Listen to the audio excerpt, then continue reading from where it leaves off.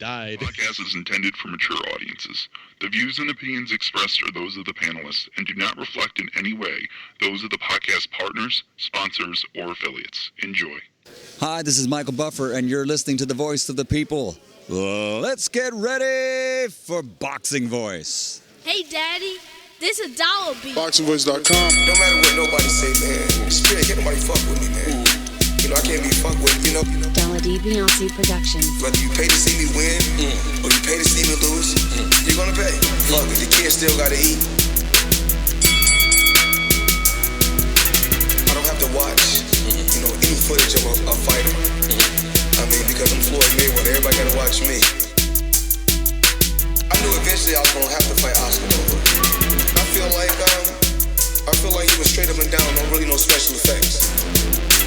BoxingVoice.com. How can Canelo have the biggest deal? Your deal was for $300 million, and I made $350 million just in one fight. And you're fighting on the app. BoxingVoice.com. I'm a king, okay? I eat a feast. Every time I eat a feast. And when I get up from the table, I don't give a fuck who get the leftovers. At the end of the day, follow my green print. Beyonce Productions. BoxingVoice.com.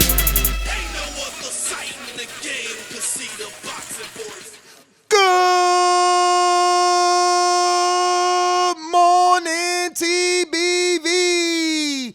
Welcome back, ladies and gentlemen, and we're back with another episode. It's going to be probably a very controversial topic this morning, as the manager of Jaron Ennis has gone on record stating that he has a Mayweather. He has a Oscar de la Hoya. And he knows that he has one in Jaron Ennis because he always told himself that he would never have one. So this is coming from a guy that's managed many world champions and even current pound-for-pound stars in Terence Crawford. Champions like Kelly Pavlik, Jesse Vargas, Timothy Bradley, Mikey Garcia. Cameron Dunkin has an eye for talent, and he's been bringing that talent to the boxing game for quite some time via management. Now he stepped into the promoter realm, and he has been working with Jaron Ennis from the beginning. He feels that Jaron is bigger, stronger, faster, and even hits harder than Crawford. And this is all based off the fact that he had Crawford for about 20 fights. So he believes that he knows Crawford very well. And he is also saying that it's mainly about weight. Crawford was a 135. He's saying Ennis is a full-fledged welterweight. That's a big, big welterweight. So this is what we're discussing today. There's been quite some talk amongst our community as far as the stardom, the potential of a Jaron Ennis. We've heard his names mentioned with the best, and that he's ready. And this hype continues. We have to start to assess it. Is it true? Can Ennis really be the next Mayweather or Oscar? Is he as great as Bud? Can he beat an Earl Spence? Is he ready at just 23 years old? Gentlemen, buenos dias. Buenos dias. Let's talk about it. Buenos dias. The best part of waking up. It's TBV in your cup. Yeah, man. Glad to be here with you guys this morning. You know, it's like, once you got TBV in you, you're not on for a couple days, and it's like I started to itch, like So I'm glad I'm here with you guys talking boxing. And Jaron Ennis has been in our words throughout many months already, and the last shout out to Intrigue, always shouting out Jaron Ennis, and myself. You know what I'm saying? Because I knew the man, was the real deal. So you was up on him too? I was been up on Jaron, and I'm glad that he was able to do what nobody else has done and finish the brew and pass the test and all the other little things that you can say about that last fight he had. He looked good, man, and he has the power, he has the skills, he has the movement, he might even have the height. He looked great. And I don't know, man. You start comparing them to the likes of Crawford and all these other top guys, and you're being talked about with great names. T Bud is a top 5 in pound for pound for many, or top 3. So being mentioned amongst the Crawfords and Mayweathers and De La Hoyas, and from a guy that's very credible. Shout out to Dunkin. So yeah, man, just gives it more credibility, right, to those who don't even know who Jaron Ennis is, and really know who Dunkin is and the other fighters are. Credibility or publicity? I mean, both, right? Both. I mean, the credibility is in the ring. He was able to show us some good work, and if you start compare styles and you start to like, hey, T Bud, does this in the ring, does that in the ring, you might see a couple of things, that they do alike. I'm not saying that they're the same fighter. I'm saying the skilled fighters, tend to have similar habits sometimes. Obviously, styles are always different, but, being technically sound, yeah, that boy's technically sound and very comfortable. I see people in the chat, TBV's first ever pro winner, Carlitos in the UK, saying Ennis isn't a secret. He's being moved super slow, though. Super slow. Yeah, I don't know if it's super slow or if it's a situation where, like, you got to pay your dues. Like, unfortunately, boxing doesn't work in a way that, other sports work where, like, you're eventually going to get your shot throughout a season, right? Even if you don't play the best, at some point, the best meet up. I feel like my microphone's not on. You're good though. Yeah, we hear you fine. Yeah, you okay. sound good. And so anyway, lost my train of thought. But anyway, the point is We're that saying how they don't have how boxing isn't like the playoffs where who's exactly. gonna face who. And it's like we saw what he did on the Saturday before last, and he looked so good to me. Like, to me, that was his best performance based on the combination of how he looked and the opponent he had in front of him. He did, and I'm not going to say Abreu is a world beater because he's not, but what he did, I mean, the jab just looked like when you got a jab that makes somebody pay, and it's not like a setup jab. I mean, he did use it to set up, but he used it to punish his opponent.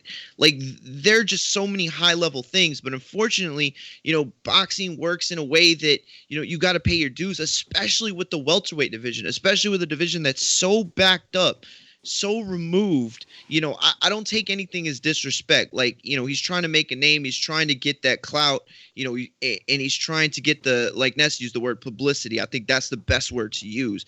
And you got to build your name from there. But unfortunately, he's dealing with this in a weight class where there's just so many guys that deserve. So many people at the table, huh, Mary? Exactly. And look, you might say, well, is it Danny Garcia? And this might be a bad example because I think Danny Garcia actually has a pretty good shot at beating Earl.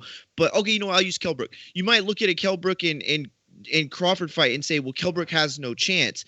A guy like Ennis would be better off because he might have a chance, because he's a young, hungry lion, and for all the things that Cameron said. But the problem is that, you got to pay your dues. And that's what it boils down to with Dennis. So unfortunately, I don't think we see him get this shot for a while. How many more dues need to be paid? I mean, he's already at 24 fights or something like that. Yeah. I mean, he's already up there in fights. So I mean, look, man, let's be clear, right? You got a guy who's had 20 something fights, or already 24 if I get the exact number right now on Box Track. But what I'm trying to say is that he's had that many fights and you haven't really heard too much about him. And you know that he's dangerous. I mean, if I'm a top guy and you're just coming up, do I really want to go run in to fight you?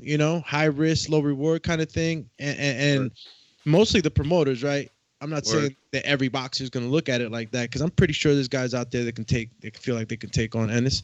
But that's it right there, man. They're not running to go fight Jaron Ennis. They're not running to go make that fight happen. You know, especially, you know, if you end up looking really bad at the end of the fight. But I mean, it's easy to paint that narrative that they're not running to fight him, because you're right, they're not running to fight him.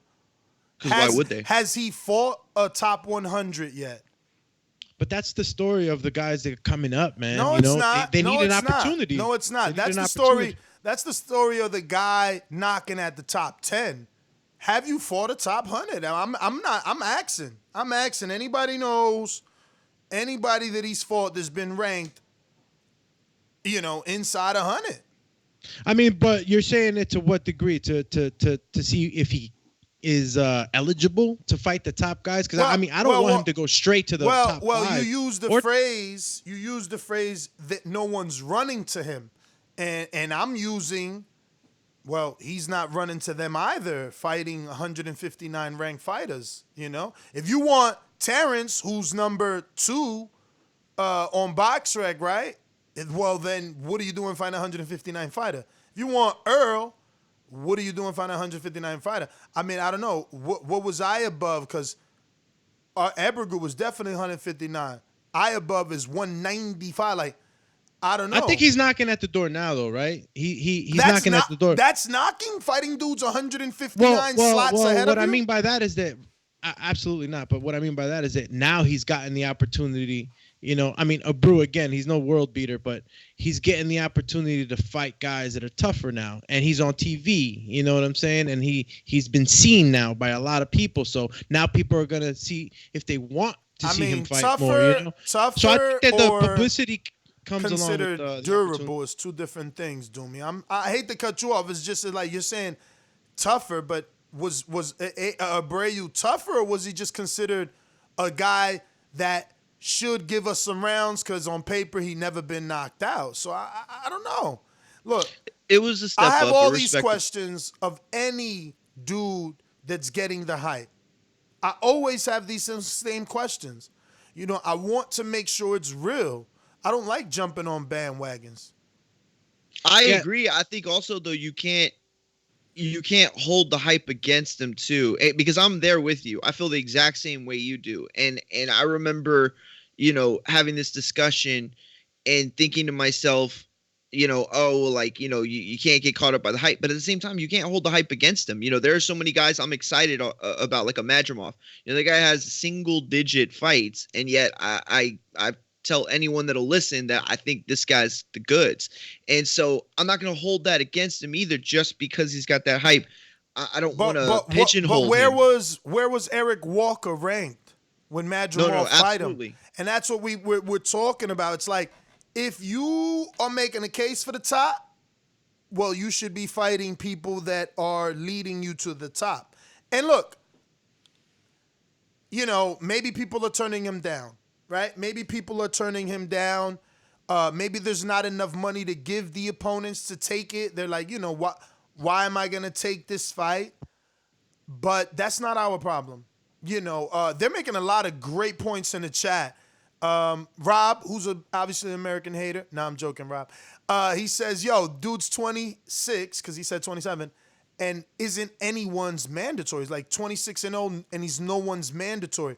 So that just shows, I guess, how slow they're ranking him, right? Like how slow he's moving up those rankings. Like, again, where is he on the sanctioning bodies? Where is he highest ranked at? I think the WBO, right? Yeah.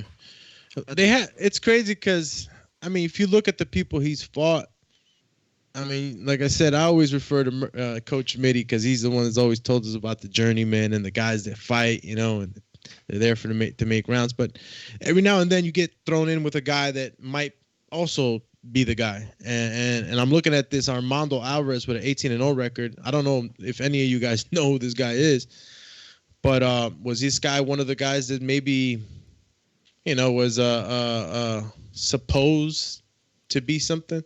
I never heard of Armando, but again, he's 165. All we're saying is, can you get under the top 100? Can we see someone under the 100?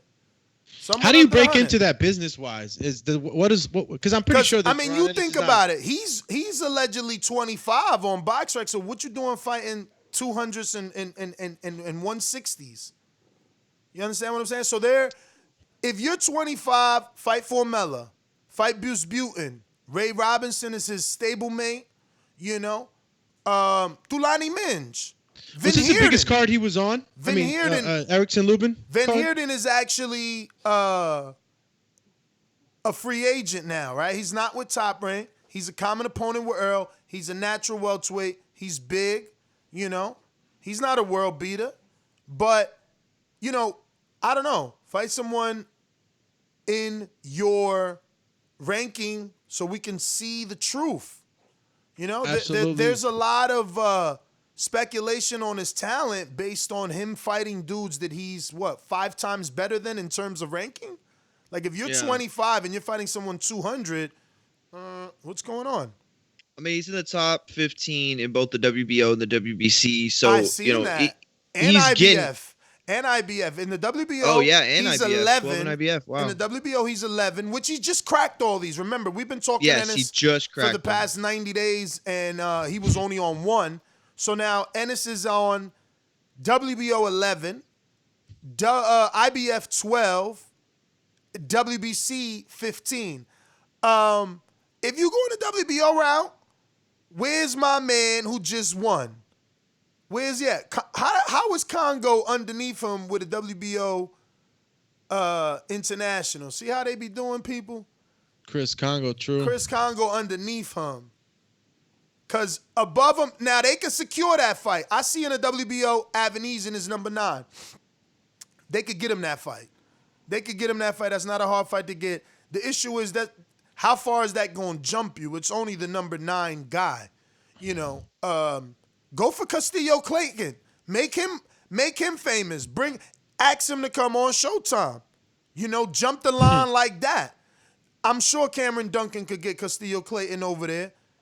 He works with Lou DiBella, I believe, right? I'm pretty sure we reported that. You know, Urugas ain't doing it. Urugas got his belt. He looking for bigger and better things. I mean, Zuski just lost, right, to Kavalaskis. They could do Zuski, but who's going to really fill that, right? I don't know. And where's Zuski at on BoxRec now? Where he at in the world? Do we want to match him up with a guy? I mean, Zuski's 45, so hey, but he's suspended for the knockout. But we got to remember though too. It's like with boxing, it's got to make sense on both sides. Like these are all good names you're talking about because these are all guys that need to, you know, they need as much clout as they can get as well. Well, also, none of the people I mentioned are an A side to Ennis. They need Ennis. And they know Ennis's hype is way bigger than theirs. And that's the thing is you know, we want to see him in a fight where he would be he wants to see himself in a fight where he'd be the B side. You know, the Crawfords, the Spences, the Garcias, and the Thurmans of the world. Attention. Exactly. And so he's got to put himself in a situation, and it's tough. You know, if you don't get the fights, that's tough. But I don't want to it's hard to hold him to anything because I ask myself, okay, when did he fight last? A couple weeks ago. Was that fight a step up from his last? Yes, it was. So it's like, as long as he keeps passing these tests, whether they're gradual steps or not, that's really all you can ask. But it boils down to you wanting to jump the line. You wanting to get into a situation where you can find yourself in there with a Crawford, in there with a Thurman or Spence or whatever. And so, in order to do that, you got to make that. And I dig that. But who's letting them cut the line? Like who wants to take that risk, right? Exactly. What you mean? That's a Showtime main event. I think that he's gonna be more like you in situations where people gotta have to fight him or he has to fight others. Not yet, bro. Like again, he's fighting 195 guys. You think Collazo's turning down this fight? You bugging. They just ain't calling the right people. That's what this is. Well, Don't tell me that. Don't tell me that because if anybody, listen, you think Ivan Redcatch is turning down that Ennis fight? Yo, I mean, look, you know Why? Ivan. Why? Ivan's a dog. Why man. is Granados turning down that Ivan? I mean that Ennis fight. Like why? Maybe Granados. Somebody's gonna send me an article saying, "Nah, I'm moving down to 140," and I get that. But is he turning it down? Is he turning it down? Nah. He needs that money though. Nah. He needs to get Nah. paid well. For You that telling me fight. Justin DeLoach turning it down? Man, get the hell out of here. Austin Trout turning it down. As fighters, I The don't hell think outta none of those here, guys man. turn them down. You know, The hell I outta think it's here. the money. The Bruh, money. The money. I back for gave that. you like 7 names that he needs. He needs all them names. Every last one of them shits.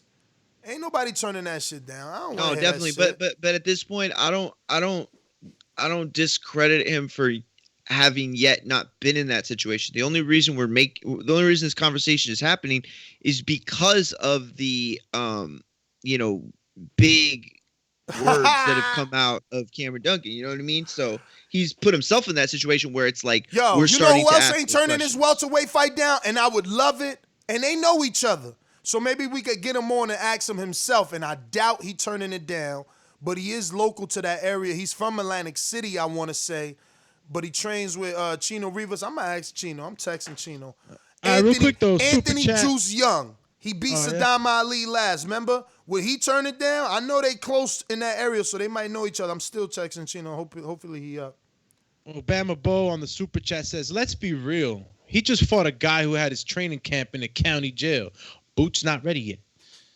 Chill, Chizzy. You know what I'm saying? County get you that discipline, champ." Saying Yeah. No, You know what I mean? but at the same that's time, true, I though. get In what shape, Cameron though. But Dunkin's that's true. doing, No, though. don't You know, give me he's- that in shape, dog. Don't give me that in shape. Abreu could just be genetically gifted. Oh, all that right? too? But at the end of the day, they cut his bracelet. His trainer texted me and said, yeah, that's true. That wasn't fake. They cut his bracelet at the bubble. So, like, we cannot overhype. What we need to do is want to see him in a real fight. Want to see him in a real fight. And I like a few names there, man. I mean, Ivan Redcatch, I know he a 35-pounder, so that might not be the right fight. It might not be the right fight. We already seen that he can't hang with real welterweights. But it's a name for him that I know won't turn it down. Van Heerden is the good fight. That's a big welterweight, common opponent with Earl, good fight. Castillo Clayton, good fight. Luis Collazo, you know, good fight for Ennis, not that great for us. Collazo should be like 38 at this point. That's what I'm saying.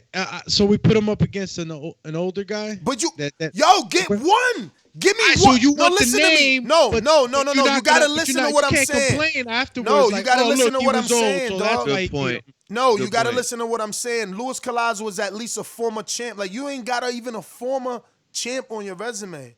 Like, it's not that I'm gonna complain. It's just the natural order of boxing. Either you skipping the line or you're going down the developmental route. So when you being developed, they normally put you in with a former champion. You about to have 27 fights. You ain't fought one former champion. You want me to pull up Danny's resume and tell you how much shit he done at 27 lot of fights? fights. You But want me he's to been a show box fighter, you know. But that's for the majority that's of what telling we've you known him for. something. That's telling you something. What's it tell you? They developing them. And that's exactly what I think that the routes been. So And that's how I've so looked it's at him making up it's until making now. people like me say, well, damn, does the hype match what's on paper? Because if Cameron is saying I got a Mayweather, I got a Oscar De La Hoya finally, Which is his job to say. I never thought. No, he's saying I never thought I had one. I told myself I'd never find one, and now I got Ennis.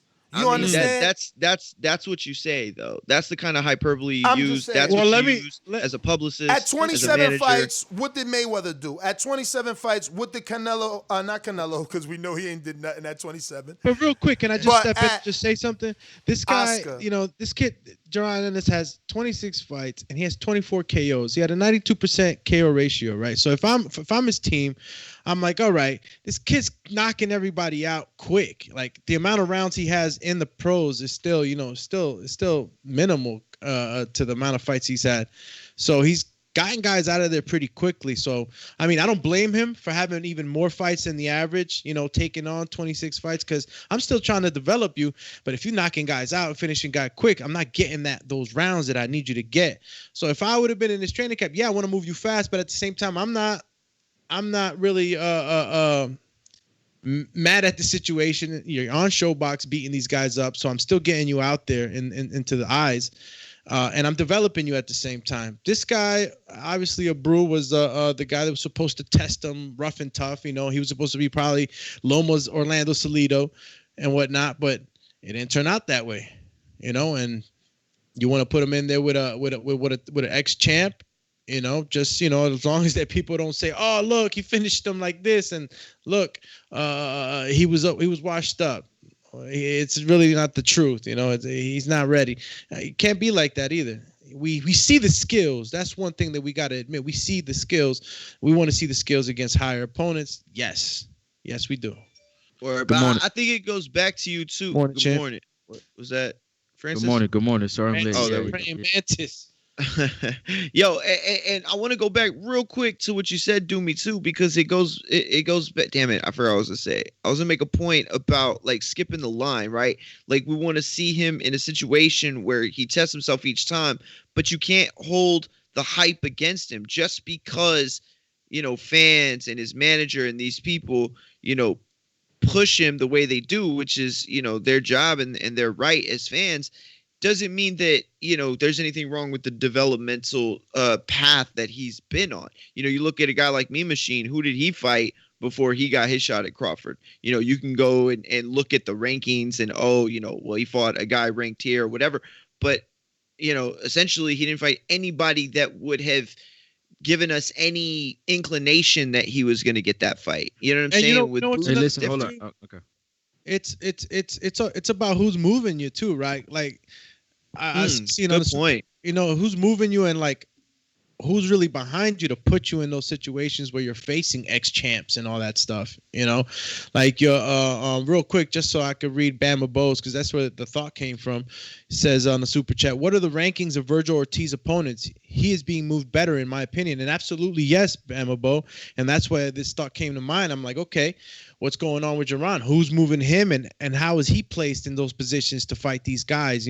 Guys that are willing to work with the promotional company, guys that have been with the company for a long time, guys like Mauricio Herrera with Golden Boy that have a great relationship with Golden Boy and said, hey, you know what? The matchmaker Ramiro Gomez, is it Ramiro Gomez? Married for Golden Boy. We have him as a guest. Michelada time, man. Yeah. Well, anyway, he even said it. Then Mauricio said, like, man, I didn't know the kid hit that hard after he knocked him out. Came back and asked him. So that tells you relationships. You know what I'm saying? Within the company with other champs that are willing to step in with the newcomers. Hey, do you know what that also tells you? What does it tell? That's because it also tells you that when they see Ennis, they see high risk, low reward in terms of fighting him. When you look at a Virgil Ortiz, he doesn't look physically intimidating. When you look at Jaron Ennis, he's a big, strapping. I'm gonna have to stop you there, champ, because Virgil looks very physically intimidating. No, you stand Jaron and Virgil next side by side. I don't know, man. Broski, look at them whenever you get a chance. Virgil comes in really, really very fit.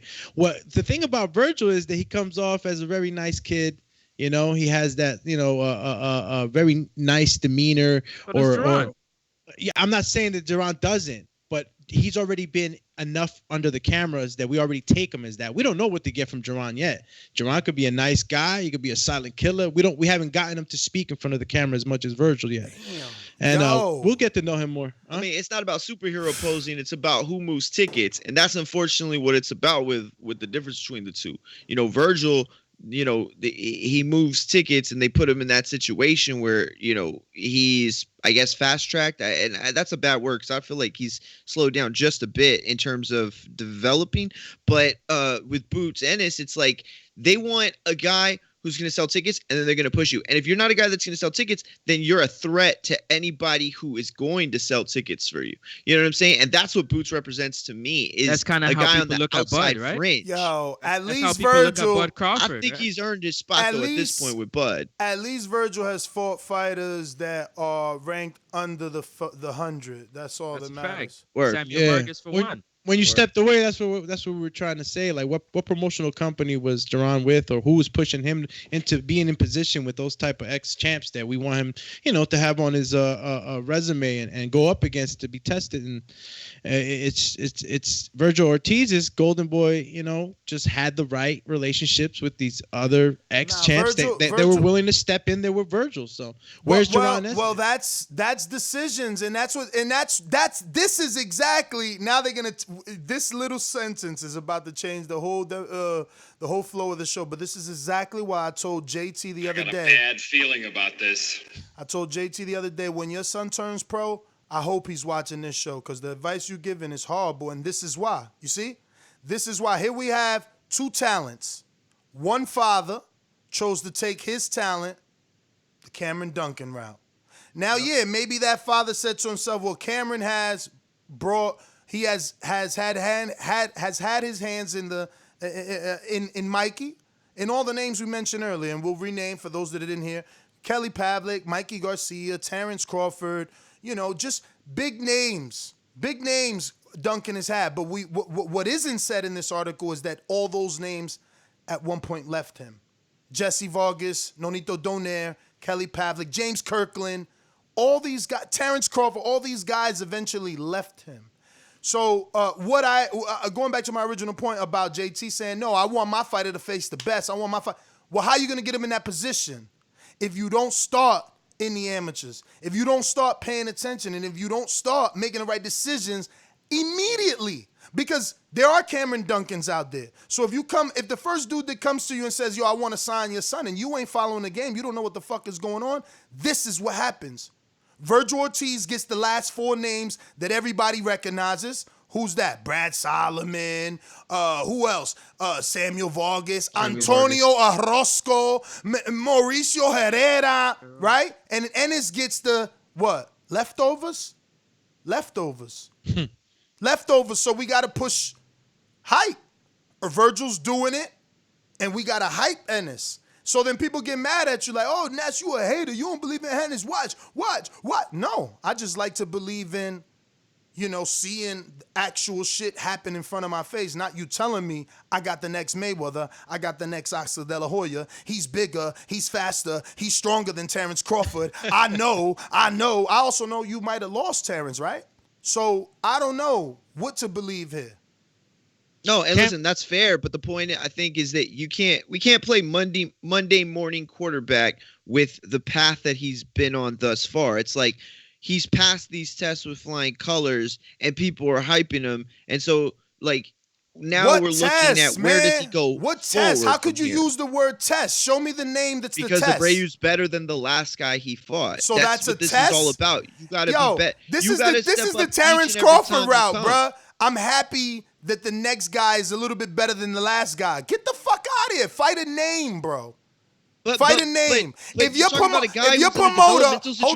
hold on. Showbox. Developmental at 26 fights. Listen, if your promoter is all that, right? If he had Terence, if he had Mikey, he should get you a fucking fight. And who is Cameron Dunkin really built his relationships with? Is he good across the board with the top promotions? Or I don't know who he's good with.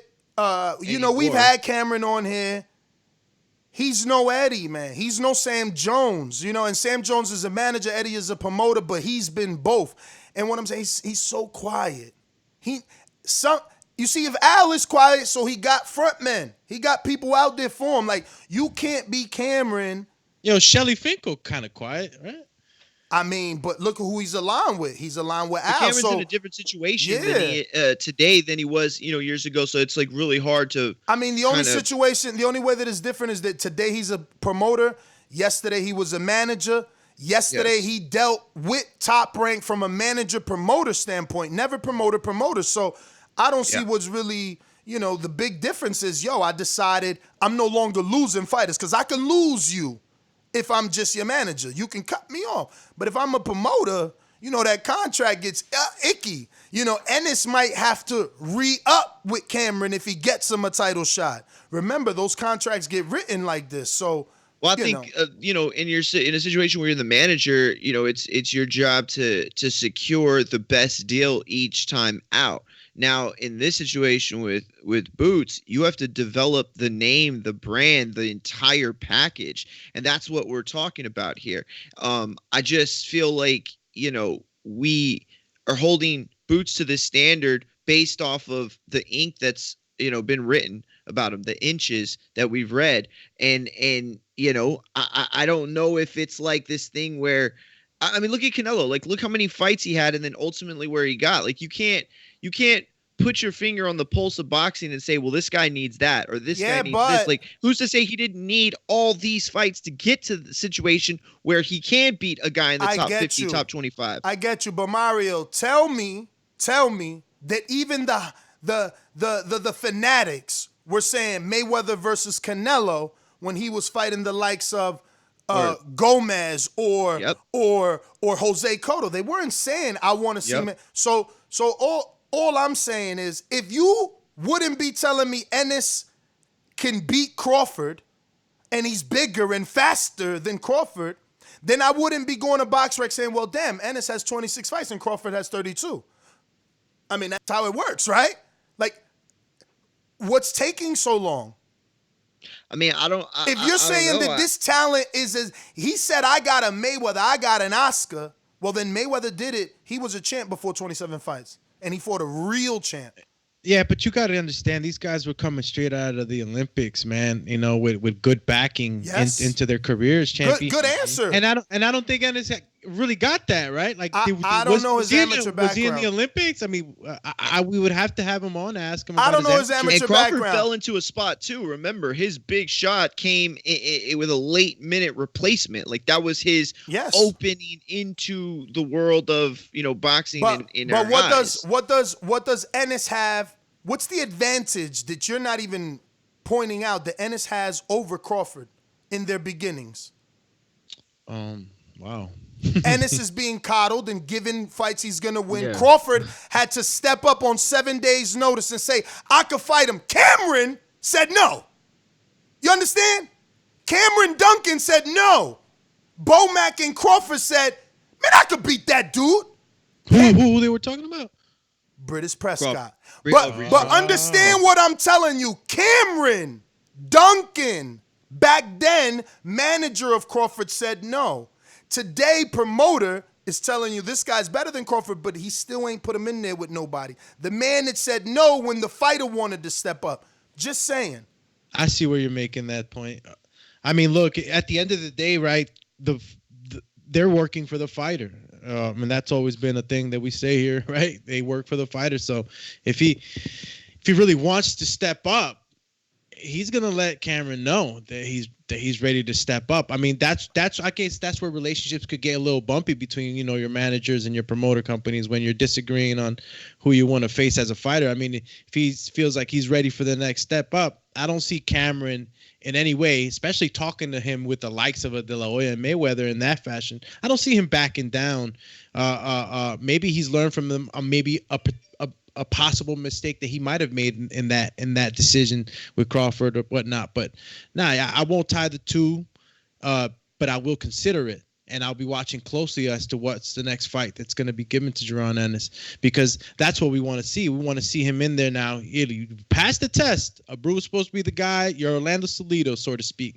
So the next guy has got to be some guy that means something on that resume, where guys in the top 15 can't just say, like, you haven't really fought nobody. Why I'm going to fight you? So he does need that. He needs that ASAP. Yo, John Molina is 49 in the world, and he's coming off of 2 losses. Just FYI, man. So everybody that's seen Ennis beat the brakes off of Abreu, close your eyes and tell me that he wouldn't have beat John Molina. So then why not make John that offer? So what does he get out of that, though? What does Boots get from that? And I understand from a promotional standpoint. I'm telling you, you asked the question. I know, but I want to higher ranking and closer to a mandatory position that he's saying fighters are avoiding him. Okay, fine, and I understood that already, and I get that point. It's a great point, but I'm asking, and you get recognition from your perspective. My perspective, recognition. You're saying that that you don't want to believe the hype, or not that you don't want to believe the hype, but that the hype doesn't quite yet match the level of opposition. Mm-hmm. So are you saying that him beating John Molina makes you more of a believer? No, I'm just helping him get to his path. I'm helping him get to the top where he's saying he could beat. How do you do that? By getting in there with someone that's been in there with Hank Lundy, Mickey Bay, who else for Molina? Broner, Josecito Lopez, Terence Crawford. Draw the line? I mean, Terence Crawford, who we talking about? So, yeah, where do we that's draw what the you line, do. though? Where do we draw the line as Which far line? as like putting him in there with a guy like John Molina and say that guy is still credible? I mean, is John Molina? It's not about credibility. No, No, Doomy, it's not about credibility. So, like, look, if you want to see him in a fight where he's physically tested, then we're talking that, right? If we want to see I thought you were talking. If we want to see him get to the top 5 where he can prove his promoter right, then we're talking John Molina. We're talking Ivan Redcatch. We're talking a name that the fucking casuals know so that we could get to know you. Okay, so it's like, more so for publicity as well. Absolutely, because guess what? Who is tuning in to Ennis if he's fighting Ayabov and we all pronouncing that wrong? He's fighting Abreu or Abregu and we pronouncing that wrong and he's coming out of jail. Like, come on, let's just be real. They're going to say I'm a hater, but like, how many people watch the fight? 30,000? If we're talking about main events, go ahead. Oh, no, go ahead, finish. I get to him. Bama Bo says Ness has been sounding a lot more logical ever since White got buried in Eddie's backyard. Salute. Yeah, that was messed up. And then KP from KC5 says John Molina's a sheriff now. Yeah, you know what? Yeah, he might have retired, but all I know is he won't turn. No, that is true. He's a sheriff. That is right. But I know this. I know this. John Molina won't turn down the fight. Is he retired? I know what you were talking is he about. retired? Is the money there? No. Listen to me. Of course, when you come at Molina, you're not gonna come with a disrespectful offer. You ain't gonna make him rich. The reason why I made that comment, you ain't gonna risk my pension because his promoter is his trainer are saying that nobody wants to fight him. So are they making offers and these guys are turning down offers? Well, I tried to break some news. I tried to break some news and we brushed over it, but I did text Chino because I wanted that Anthony Juice Young fight. But, you know, as I always ask great questions, I was like, hey, coach, I have a question. Have you ever been offered the Ennis fight? Has Young ever sparred him? And is that a fight that interests you in Young? And he respectfully said that they did get an offer, but he and Young are not interested. So maybe some truth to some of the stuff Ennis is saying. That's such a weird thing I was waiting patiently. I was waiting patiently just to ask that point because I've been hearing a lot of talks from his side that these guys don't want to fight him. So hold on a second. So that's why I asked Doomy the question. Is it high risk, low reward? Is that the factor we're dealing with right here? I mean, I don't know because at this point, Ennis has never been a main event. But if, let's say, was the Anthony Juice Young fight offered as a showbox or a main event? You understand? Was the money there for them to take it? I don't know. I ain't get into details because, you know, it's always tricky asking finances. They don't want to talk. But what does that accomplish for you, Ness? What? Juice? Yes. Bruh, Juice would have told me something. That's like because you keep listen to me. Go ahead. Curtis Stevens, Gennady Golovkin. See, Curtis Stevens at the time wasn't this known fighter, but to the hardcores, we knew he had power. Could punch. Yeah. We knew he had power. We knew he was durable. And that's all I wanted was a true test for Gennady. So Juice is decent, man. I know he started I agree. I know he started late. I mean, he started low. And he's got some losses already. It's like that Tevin Farmer story. You know what I'm saying? But hell yeah. I've watched him come back from that. I've watched him be a club fighter, fighting in AC, fighting on Thomas LaManna undercards.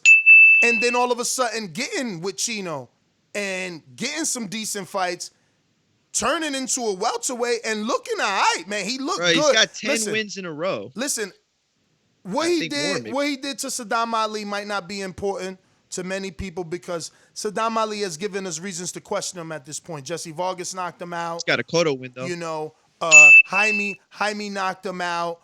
So people may think weird of him. And then even Juice knocked him out, right? Yeah. But I feel like Juice at 21-0, 8 KOs isn't a big threat.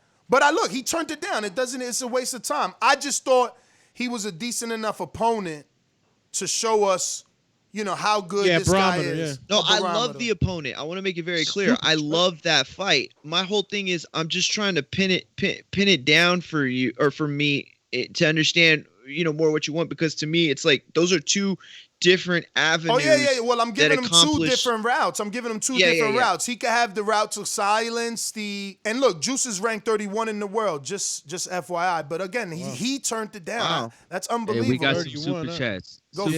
Super chat. Thank you for cutting Noe off. Thank you. in Dallas says Boots will never get any credibility from fans or other boxers until he steps up competition. Dunkin is sick and is not able to work like he used to. Well, we hope that Mr. Dunkin, hey, listen, smash the subscribe button, smash the like button, thumbs up, 340 in here. Come on, let's get this thumbs up button going. Jarrett Lloyd on the return. Super chat. The Bun Lord Crawford still hasn't got the Brook deal done yet. The Trash Wizard, a.k.a. the Nebraskan Hillbilly, has some tricks up his sleeve. They are going to financially duck Brook the rematch, the Green Beans. That's the meme machine.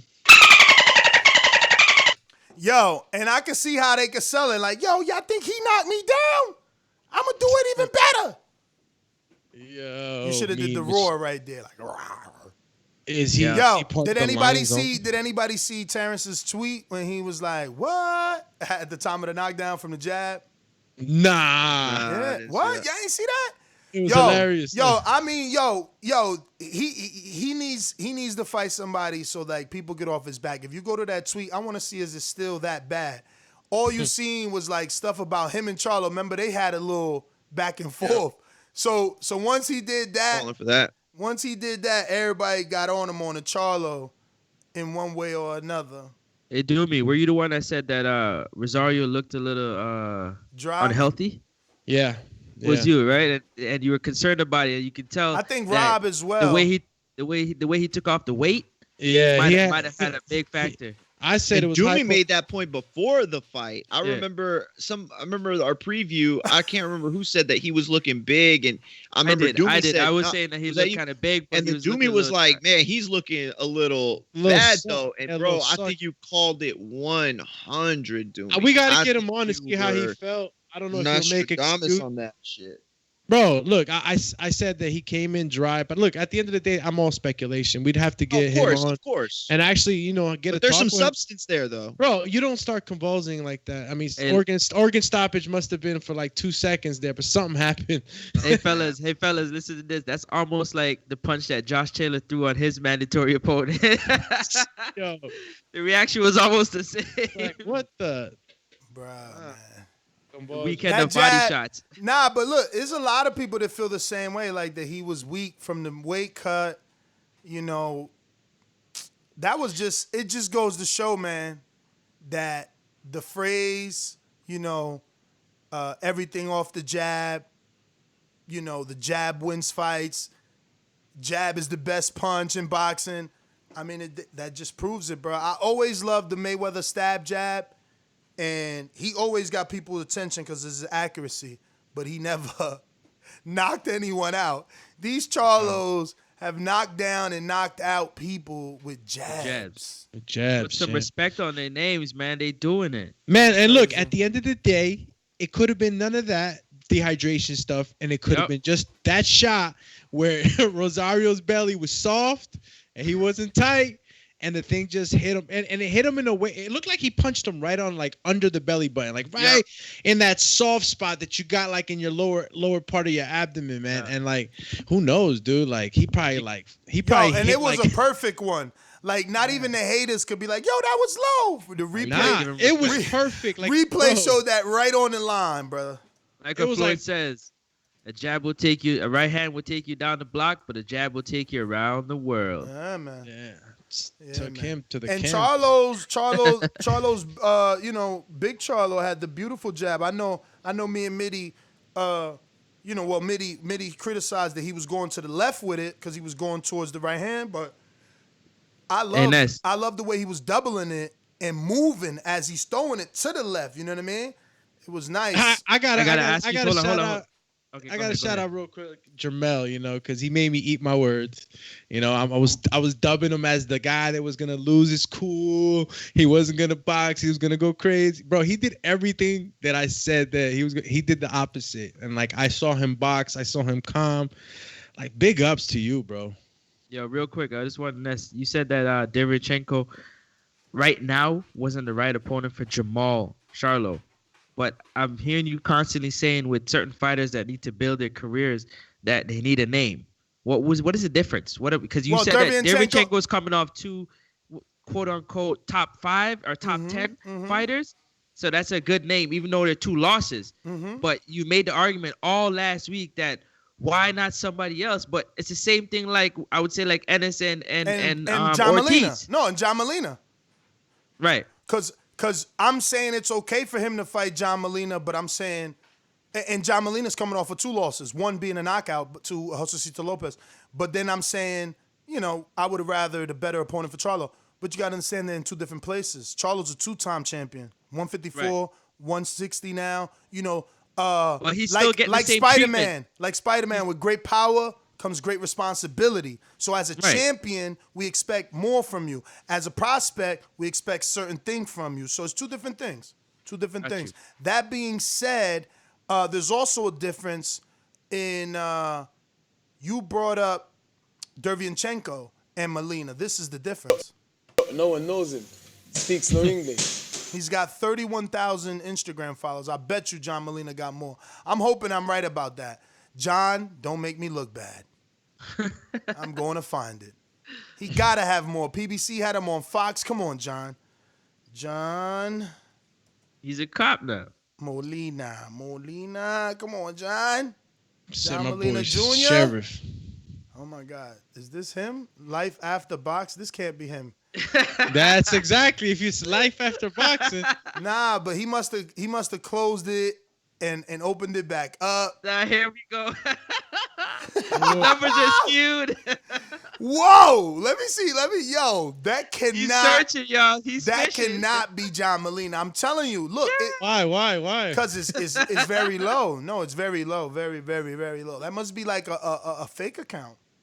Boxing casuals, though, but he might not be. Let me try and use Google for this. Whoa. Okay, what was the number? No, it was like 800. Doesn't make any sense. John Molina. Oh, it's like a burner account. Unless he closed it, bro. And that's then him. Reopened it. That's him, dude. Closed it and opened it, but he would have still had the same amount of. I mean, not if you changed the name.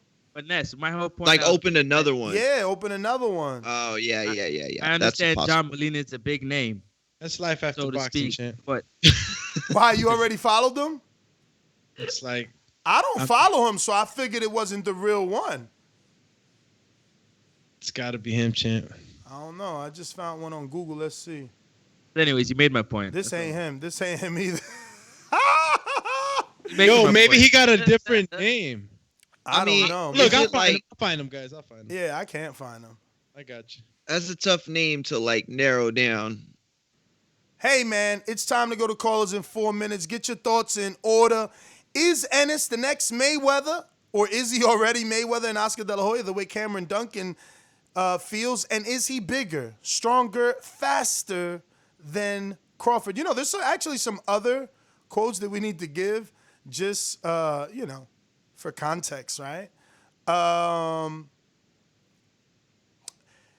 And, according to Cameron Dunkin, at the moment, Ennis presents way too much risk and not enough reward to secure the top names at welterweight. And I quote, "No, they're not going to welcome him. I've talked with everybody, and they all pretty much say the same thing. Jaron is new. Nobody knows who he is." I want to stop there and say, see, he made my point for me.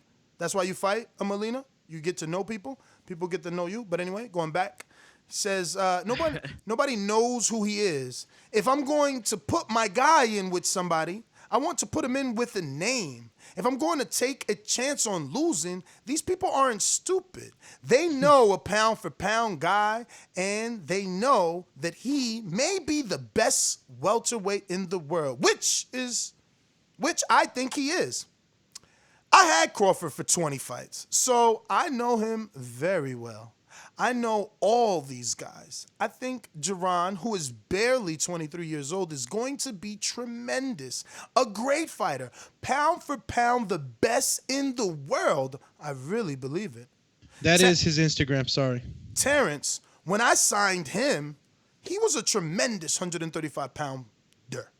He was little, and he grew into a welterweight. Boots is a fully-fledged welterweight who is much bigger, stronger, faster, and hits harder. I've always said I never signed a Mayweather, a De La Hoya, that kind of guy, and now I have that kind of guy. Damn! Yo, we going out to these callers. You know the number to call in, 1-425-569-5241. Press 1. One time to voice your opinion right here on the Voice of the People hotline. All right. Champ. That was his Instagram. No, he shut it down, bro. It's impossible. Come on, you're a fighter. No, with that's 800 it. Followers. He's on Facebook. I have him on Facebook, so I'm rocking with Cameron. That's his same picture. Yeah, but he shut it down and opened it up. Yeah, he had to have 800 more. followers. That doesn't even make sense. I mean, but see if his Twitter's up. Maybe, different. His Facebook is the same picture. Yeah. I agree with almost everything that Cameron says except for one thing. What's that? He attached losing to his fighter that he's praising as being the next great. What do you mean losing? I'm not a fan of. He's like, if he loses, I mean, if he's as great as you're pumping him up to be, you can't mention. Loses, where'd you see if? I ain't say nothing about no if. Where you see that? I could have sworn I heard that's what you said. Hell, I ain't say if he loses. Where you heard that? Let me go back. Hell no. I sent the link in the chat though. I never said if he loses. But yeah, we're gonna go out to the callers. 1-425-569-5241. Press 1 one time. Voice your opinion right here. Voice of the People hotline. Don't forget, you could drop a 5-star review on iTunes and help us remain number 1 in the world in the boxing category. Also, add Nestor Gibbs on Skype to be part of the conversation from anywhere in the world and have crystal clear call quality. Every now and then, Blog Talk bites the big one. Remember to rate us 5 stars on iTunes. Subscribe to youtube.com/theboxingvoice for the latest and greatest interviews with your favorite fighters. Let's see where we're at here. We got 116,349 subs. If you haven't already done so, don't forget to subscribe to the YouTube channel and click that notification bell so that you know when we do go live and you stay up to date with TBV and all our many, many shows. We're going to be making up Untitled tonight at 7 p.m. Eastern. Catch us for that on patreon.com. We're going out to the callers. Let's see who's up first. Looking like Caesar in Vegas. Just listening, champ. Champ. Caesar. Good morning. Morning. What's up, guys? Glad to have you guys back. Hope everything's all good. Great show this morning. I pretty much agree. I've been having my eye on Boots lately. I've been following him, and little by little, he's kind of making me a believer in just the performances that he's given. But I mean, I can't help but agree with Ness. he does need a name on there to wake everybody up and say, who's this kid? Because, the level of competition hasn't been too convincing. But, great show, fellas. TBV for life. It is. All right. This just in, Rashidi Ellis will be facing Alex Lex Rocha, 16-0, 10 KOs on the undercard of Jaime Munguia versus Terriano Johnson in an attempt to match up its brightest talent in a highly competitive Munguia versus Johnson undercard. We'll have, like I said, Rashidi Ellis taking on Alex Lex Arrocha, and then Marlon Esparza and Sulem Uembra to clash in the WBC Flyweight World Title Eliminator. Now, didn't Esparza just lose in a WBA title shot? Wasn't Estrada like WBA, or was she also WBC? I don't know. There's been some smoke. smoke. She was WBC. There's been some smoke for anybody who remembers the young lady we introduced you to, Melissa Odessa, who's going to be making her pro debut October 17th on a Havoc advisory card. Her and Esparza have been beefing.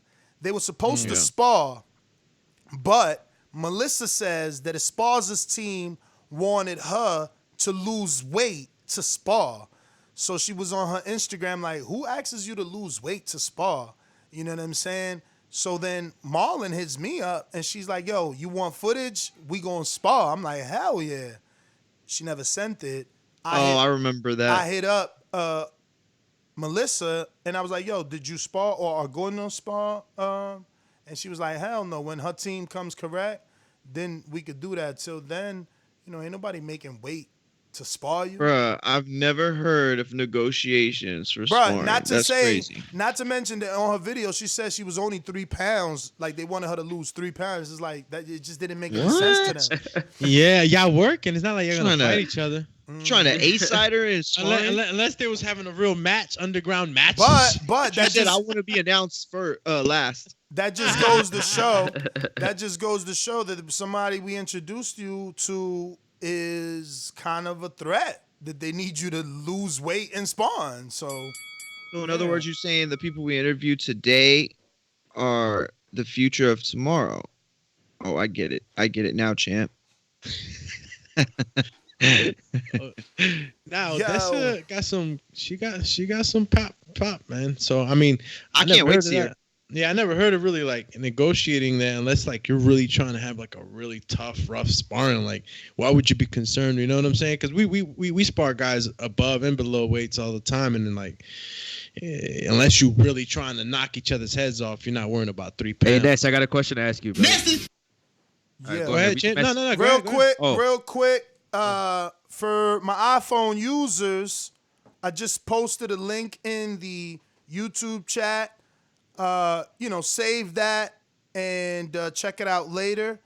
It is how you can enable picture-in-picture on iOS 14 if you have an iPhone.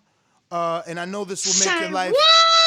Yeah, it's going to make your life a lot better when you're watching and listening to TBV. You'll be able to multitask and still do things while still having small little TBV window. So yeah, man, I put that in the YouTube chat, and I'm gonna also put it in my other Border Wars and pre-pro chats because believe you me, you guys really want this. If you're always on the go and you listen to the show on your phones, this is gonna really save you time and make your life a little bit more efficient.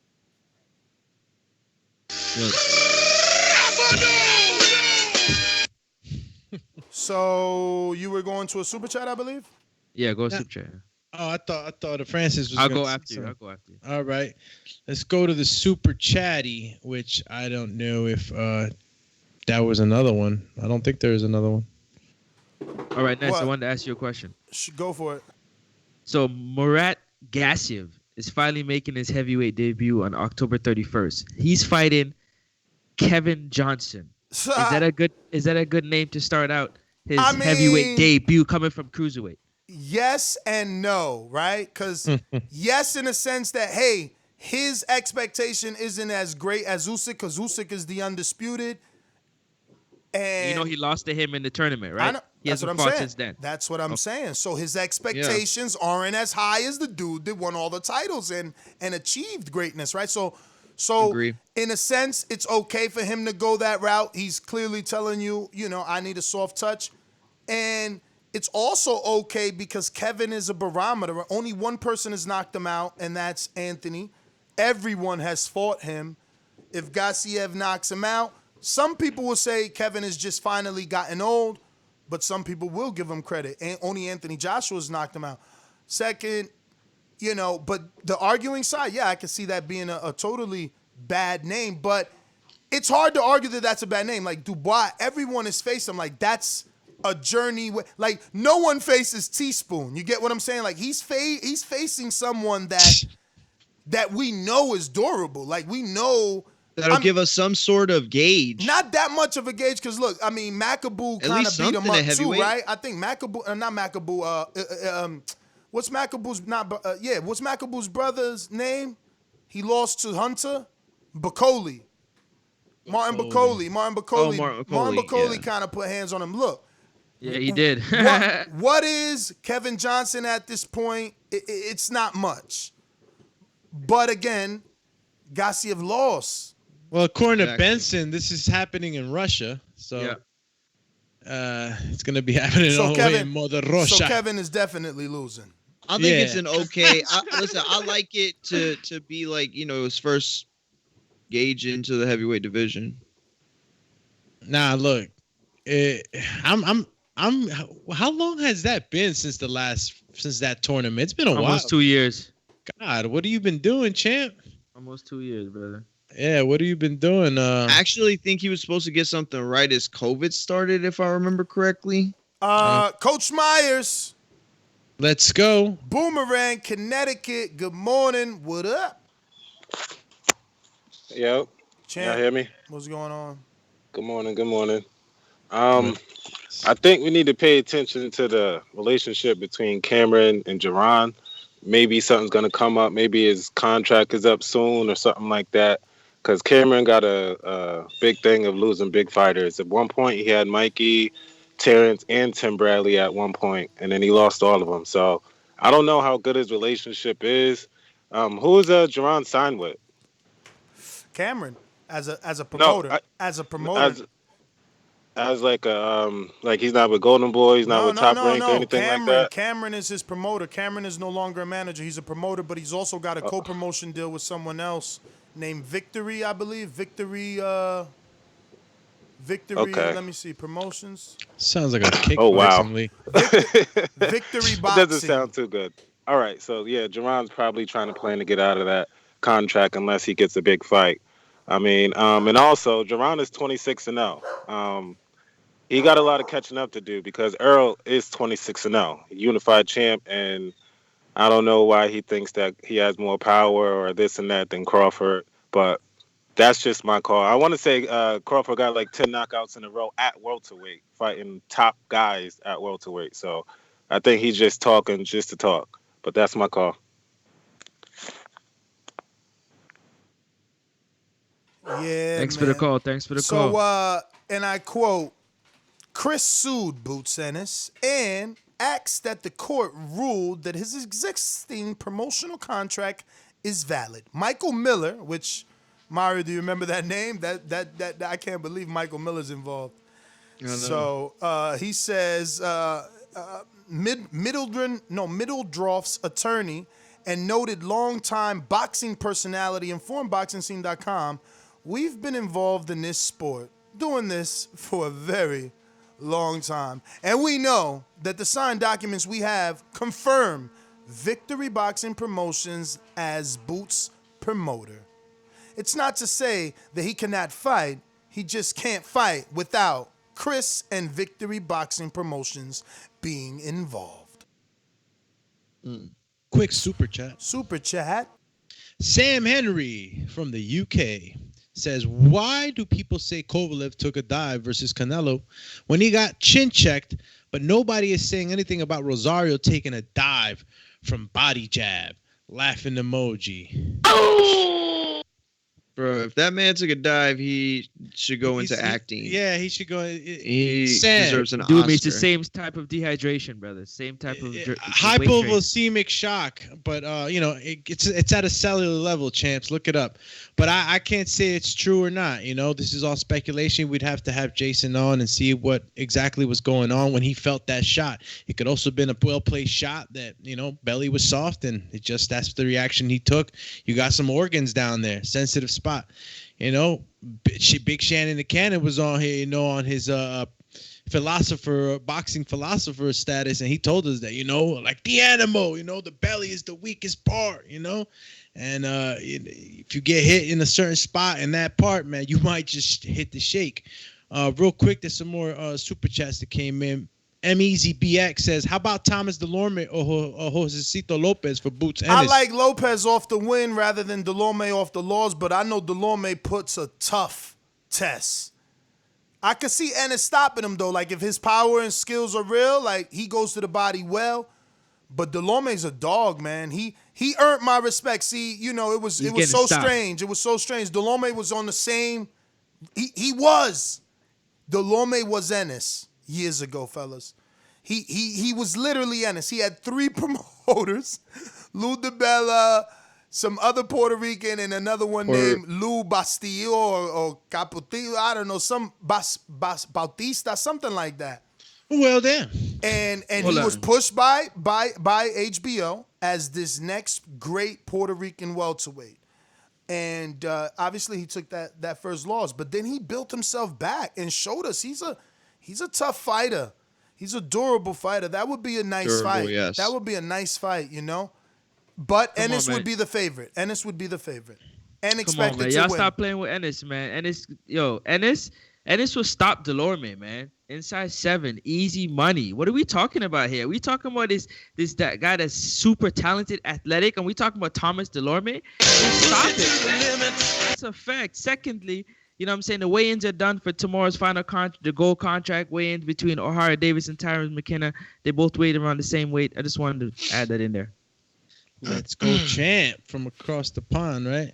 Yep. Super chat, Jared Lloyd says, top guys at welterweight?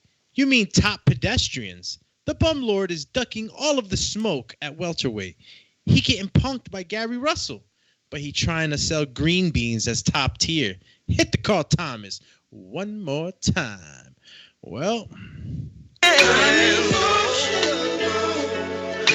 J-Mac, New Orleans. Talk to us. You know how these bitches is in the sport. Total disrespect.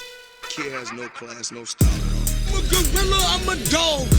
I'm a dog, I'm a gorilla. The smartest thing you can do is to stay away from Terence.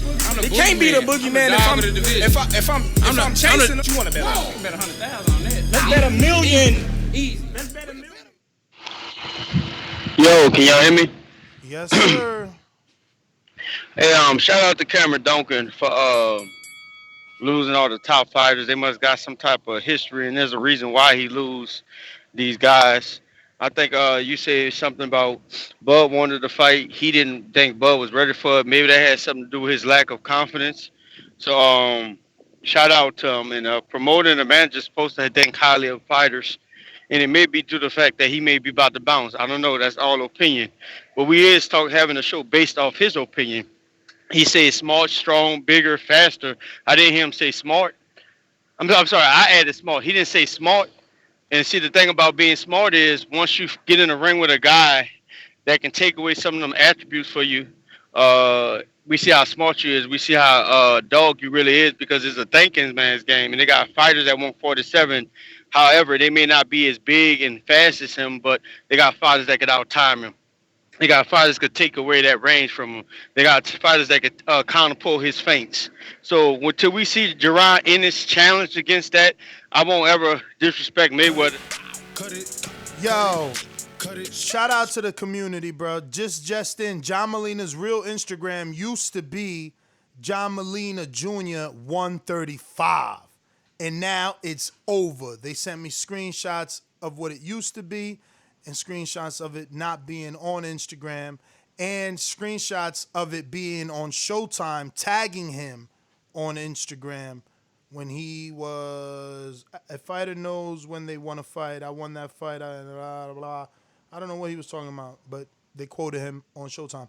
So yeah, I told you, man. Does it show how many followers he used to have? Nah, it doesn't. It doesn't. But because you can't search it. But what I'm saying is, there's no way, dude. Listen, 800. This guy.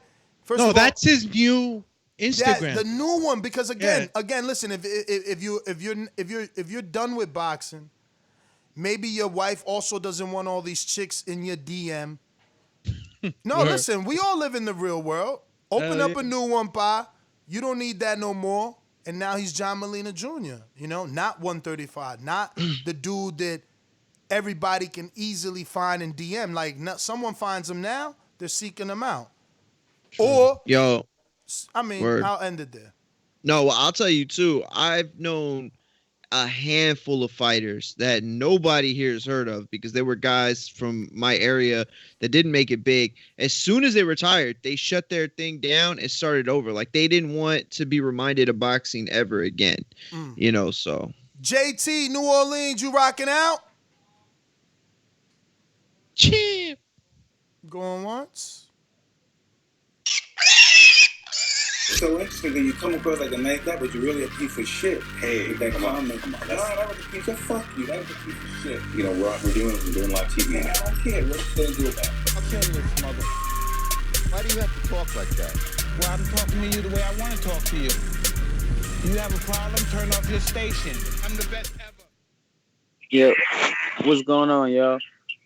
What up? What up? What up? So, what's the topic? We talking Ennis? And what's going on with his promotion or his manager? We're talking Ennis and the fact that his promoter, Cameron Dunkin, believes he has a Mayweather or an Oscar De La Hoya on his hands with Jaron Ennis. He's also said that Ennis is bigger, stronger, faster, and better than Terence Crawford, and he knows that because he had Terence for 20 fights, and he just feels that Ennis is a natural welterweight where Terence had to be... fill into the division is what he said. I mean, well, he right about the bigger and maybe stronger. I don't know about faster. All that they both skilled. Like they both switch hitters. They both could do a lot of stuff in the ring. But we were just talking about that on the back call. Ennis still has to prove himself even at that level. Because when you got that much skill, you could do whatever you want against a fighter that's not skilled like a Bud, or you get in there with an Arrow or Sean Porter that's going to take away. Keene, Florida, you rocking out, champ? So I'm here to tell Errol Spence, I want you next, baby. Let's get it on.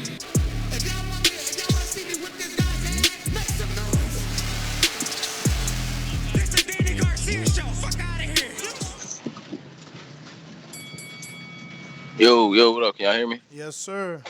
What's up? Good morning, y'all. Welcome back, TBV. Good to have y'all back this morning. Man, I agree with what I think JT was just saying, or I think both J Mac and JT would. He might be bigger and stronger. I don't know about faster. I don't know about smarter. And the fact that you pointed out he's only got like 6 or 7 less fights than Crawford, yet he can't even be mentioned in the same stratosphere when you talk about achievements. Like, this guy really is moving slow to have that many fights, man. I don't know if they got him on that, Wilder was on a trajectory like that. Wilder really didn't get known until he had like 30-something fights. He was already kind of deep in his career. So I don't know if they're doing that. I mean, it's just crazy. You can't tell me nobody wants to fight this guy. Like, nobody in the top 100. I mean, that's just ridiculous. He needs some better, bigger fights, man. But yeah, that's all I got, y'all. Appreciate it.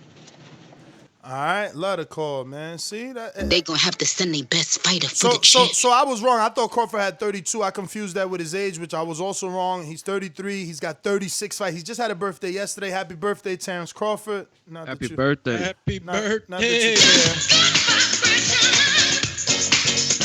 Yo, Doomy, you need to meet Crawford. Doomy, you and him must be the same sign. Doomy's birthday is tomorrow, fellas. Chip. Yo, Libra season. You know what I mean? Word. Shout out to the Bud man. We going out to T-Bud, that is. N-O in New Orleans. Oh, wait, sorry, I know we got a counterpunch from JT. Talk to me. Yeah, I was just getting my conversation. I know I asked the question, so it chewed up some of my time. But yeah, I just feel like Ennis he has the talent and skills and potential, but he still got to prove himself. He got a lot of fights against low level fighters and stuff like that, but that's why he's building up that record like he's building. But when he start getting in there fighting some top contenders, some high prospect fighters and stuff like that, that's when we go see the real boost in it, see what he's capable of, what stability he gonna have, what other fights could take away that he ain't gonna be able to bring into the ring and stuff like that. It's just more mental at that point. When you get in there with a mentally tougher fighter, we ain't gonna see a lot of stuff that boost in this get away with in them lower class fights. That's all. JT, thanks for calling in. We going out to NO in the New Orleans. What up, champ? Ladies and gentlemen, I'd like to introduce to you a young fella, and he comes from the Magnolia. Oh, I'm an audio sound. Sound good. You straight, champ? All right, cool. Look, everybody know I'm a Jaron Ennis fan. That you know that I've been calling for Boost to get these scraps with these, not the top fighters, because I know he's not ready for that yet. But like the Lipinets and the Lopez and all them cats that's under that top tip, yeah, let's get it popping. Let's get it popping, man. As far as being bigger and stronger than Crawford, I think so. He probably is, but he's not smarter, and I don't think he's faster. You know what I mean? So, I mean, you can take that with a grain of salt, however you want to take that. But I wouldn't put him in a fight right now with one of them top welterweights. I just wouldn't do it. And I need to see him fight one of them guys that right under there that's gonna give you a tight fight. The Lome, scratch the Lome. I ain't tripping, man. Look, Lopez, Lipinets, let me see who else. Maybe Virgil. Him and Virgil. That'd be a good fight. That's what he need to shoot for. But that's what I'm saying. Why would Virgil fight him? Virgil gonna be like, bro, I've been fighting the people you still ain't fight. I'm trying to get a title shot. Man, Virgil, it's still a big fight. Virgil got a WBA. How is it a big fight if don't nobody know Ennis? Man, if they make that fight, people gonna look Ennis up, man. They gonna know who Ennis is, man.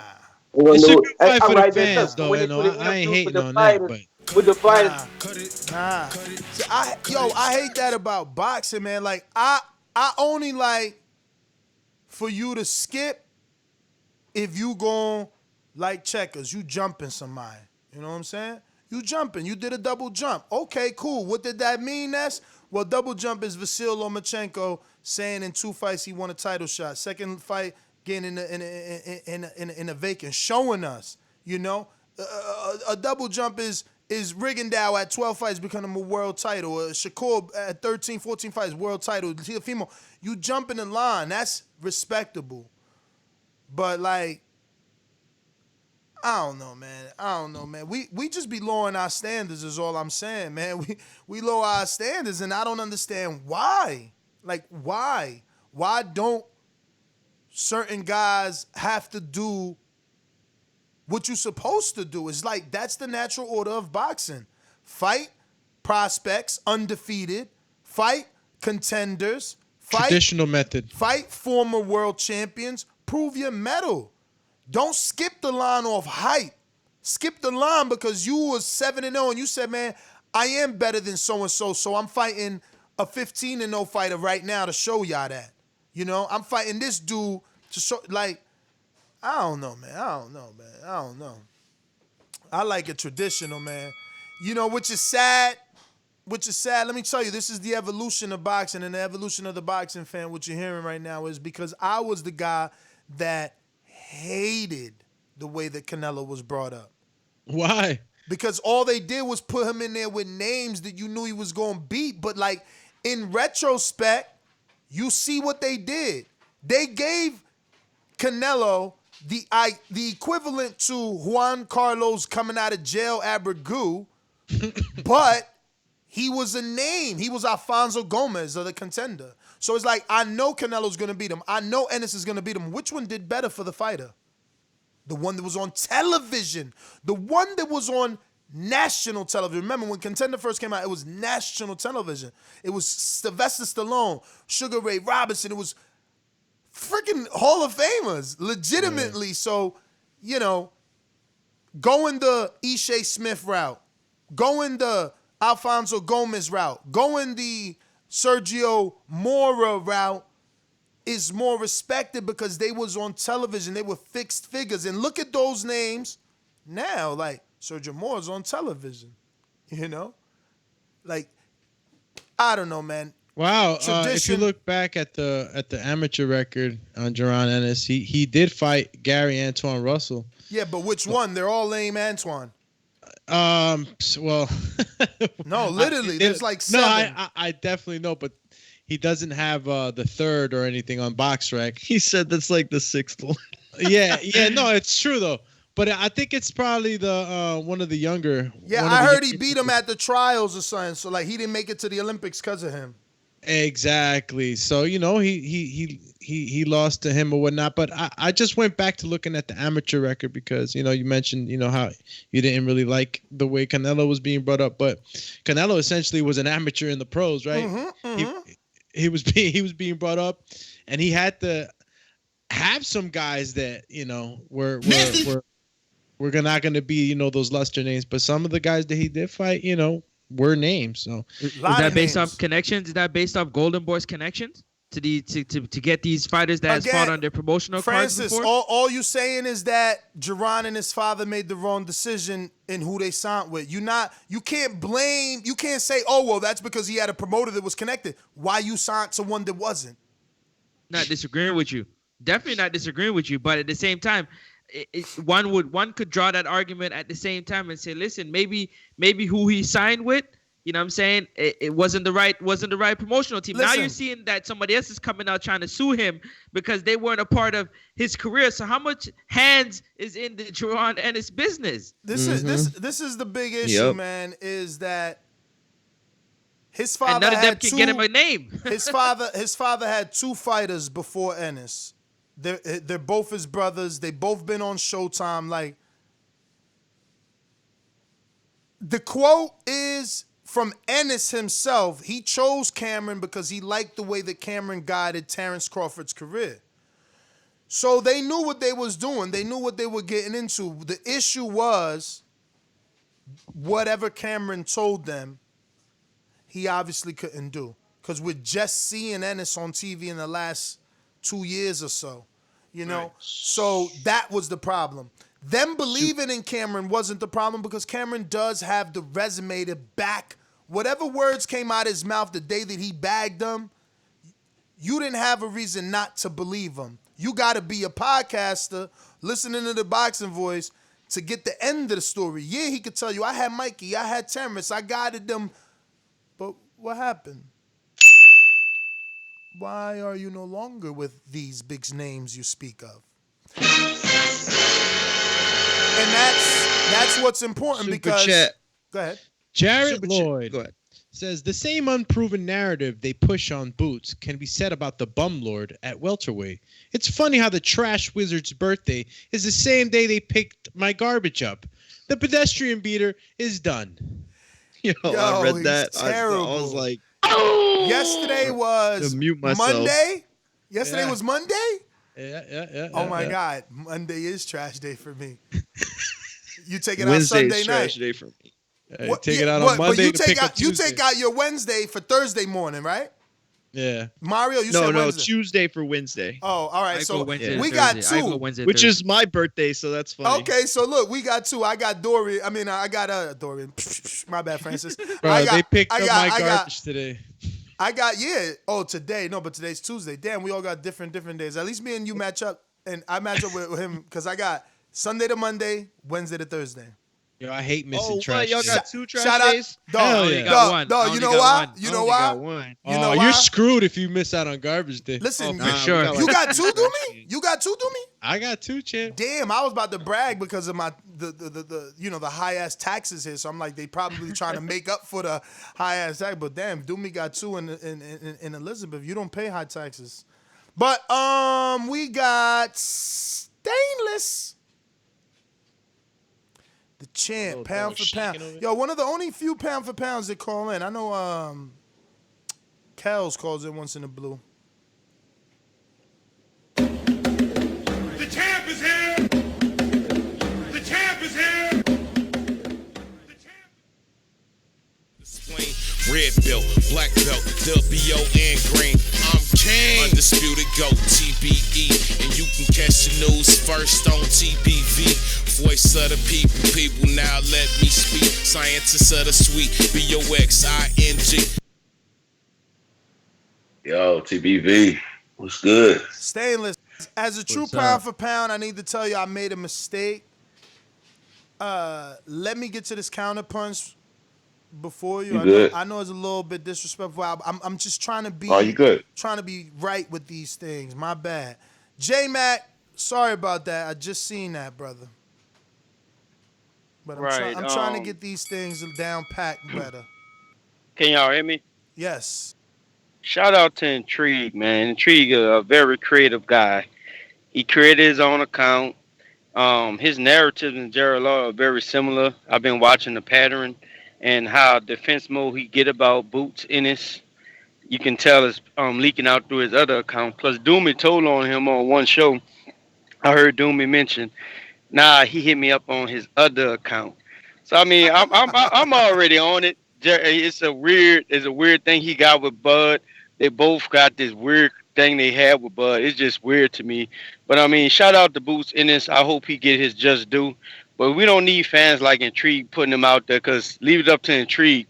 He'll have Boots out there getting his ass whipped by one of the elites right now. Then the dude won't be what he ever was supposed to be. That's my call. Yo, Supermax with the super chat says, "What the F is trash day? We don't got that here." Yo, so where the hell is your trash go, champ? Yeah, I know. He got to drop his trash off, champ. Nah. Yeah. Or they burn it in the backyard in a big drum. Dude, You that's know, what they do in DR. They do that. They do that. They do Yeah, that in there's DR. some spots here that do that. What? Burn Yeah, it? but it's like way out in the by the Countryside, water yeah. and shit. Right, y'all yeah. bugging, man. What if they burning plastic and everything? That's crazy. They don't get a trash pickup though.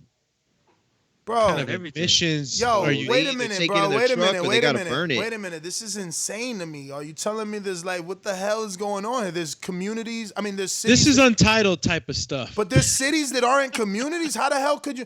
Because I've been watching videos, you know what I'm saying, and I just found that out about like what they're calling ghost communities, where developers go in.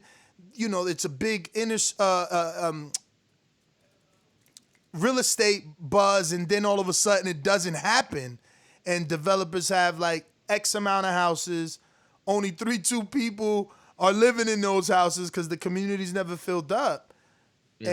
And then those quote unquote things that were supposed to get done, like cleaning the pools and picking up the trash, all the HOA stuff you paying fees for, are not happening. I was just literally reading that yesterday and watching You videos just on that. described the exact situation that what the reference that I was making. Super chat for Jared Lloyd. He says, Jay McDonald's, aka the emotional ice cream truck driver, just mad because what I say is true.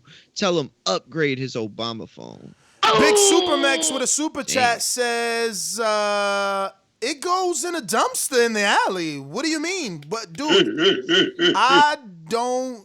Okay, so wait, it goes in a trash can in my side alley. I guess you want to call like I don't even, can we call, that's like the side door or something like that. I don't know, the side entrance. He has his little like I don't garbage have drum a set, dumpster, you know?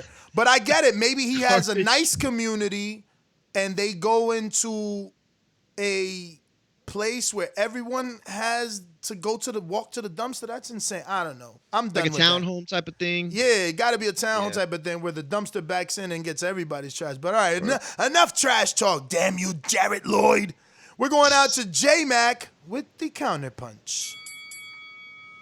Hey, speaking of trash, it's mighty funny how a grown man gets on here and comes up with another name or create another alias and hide behind another man. Oh, it's just weird, man. Intrigue, Jared Lloyd, Jared Intrigue, whatever you want to call yourself, man. Go jump off the bridge. But wonder why Keith Thurman can't get that $10 million offer that he asking for in a realistic time. Go ahead and become Boost promoter, because it looked like old boy on his way out, so you can get up there and get his ass whooped because you won't push that narrative Boost ready for the top. Man, you delusional, man. That's it. All right, we got Stainless. Kept you waiting. Sorry, champ. Pound for pound. What's going on? Mixtape coming out in like a week. We in the mix and master stages, so whoever was late, you're late. You're late. You ain't on it. You ain't on it. You ain't want to be on it. So you talking to for me, man. Make sure you keep talking because, I got to go to work. No problem. Make sure you keep stay on their neck, as I like to say, man, because I'm going back Wednesday. I went yesterday and recorded all my tracks. So all that's done. I'm going Wednesday to put everybody vocals on. So if you ain't got it in, you do need to get it in because that deadline passed like a week and a half ago, 2 weeks ago now. You know what I'm saying? So that time that ran out, man. Let's do it. Let's get it done. I mean, technically 8 days ago. Yeah, you know what I'm saying? It's the fun part. Let's do it. Let's get it done, man. So onto the topic, man. I'm a Boots fan. I've been waiting for him to have a good fight, something that looks better on his resume. I mean, I had 26 fights, and I don't know any of them, and can only pronounce half the names of them. You know what I'm saying? That's not a good look. I get it. A smaller promotional company and promotional issues. It's taking a little longer for him to get the shine, but you there now. I agree. A Lipinets, even a Delorme is a good fight to me.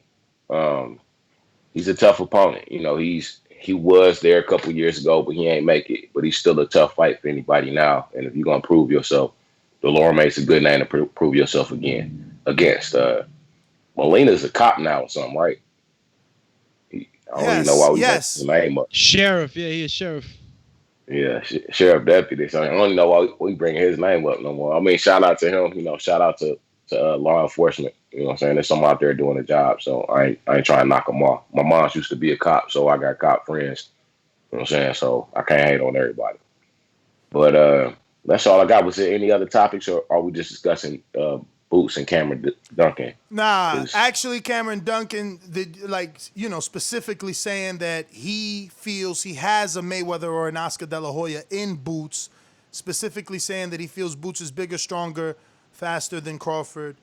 Well, let me ask, because I know he was his manager, and now he's his promoter. He's only been his promoter for like the last year or so, right? I don't know the specifics. I only know that Cameron is a promoter now and promotes Ennis. I think he only recently became his according to the article, Ennis says that he signed with Cameron as a promoter. Yeah, I think he only recently became his promoter, like since he's gotten his fights on Showtime, like either after his first or his second fight on Clarissa Shields' undercard, where he ended up as the main event because her fight was canceled after the coach got knocked out.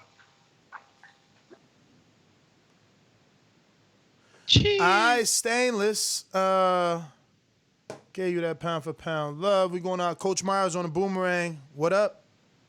Anybody on Blog Talk, you have not pressed 1. That's why we ain't go to you. Myers, my friend. JD with the super chat. What's going on? He says Texas took boxing over. It's Boots versus proven vet. Okay. Okay, Coach Myers, no boomerang. Give my call to J-Mac. J-Mac, you got that. We're going out to Seattle, Washington. Mr. PBC, baby. BoxingWorks.com. I'm the flyest. Canelo talking about he believes he can win. Go to my kitchen. Get the sharpest knife. Cut the bullshit out. I don't care what you do good. I do every fucking thing great. Mr. PBC, baby. What up, Dom, with the air? What's up? What's up? Got the window down, champ. How are you? Buenos dias. My window. Oh, I'm driving to work and shit. Good morning, y'all. TBV.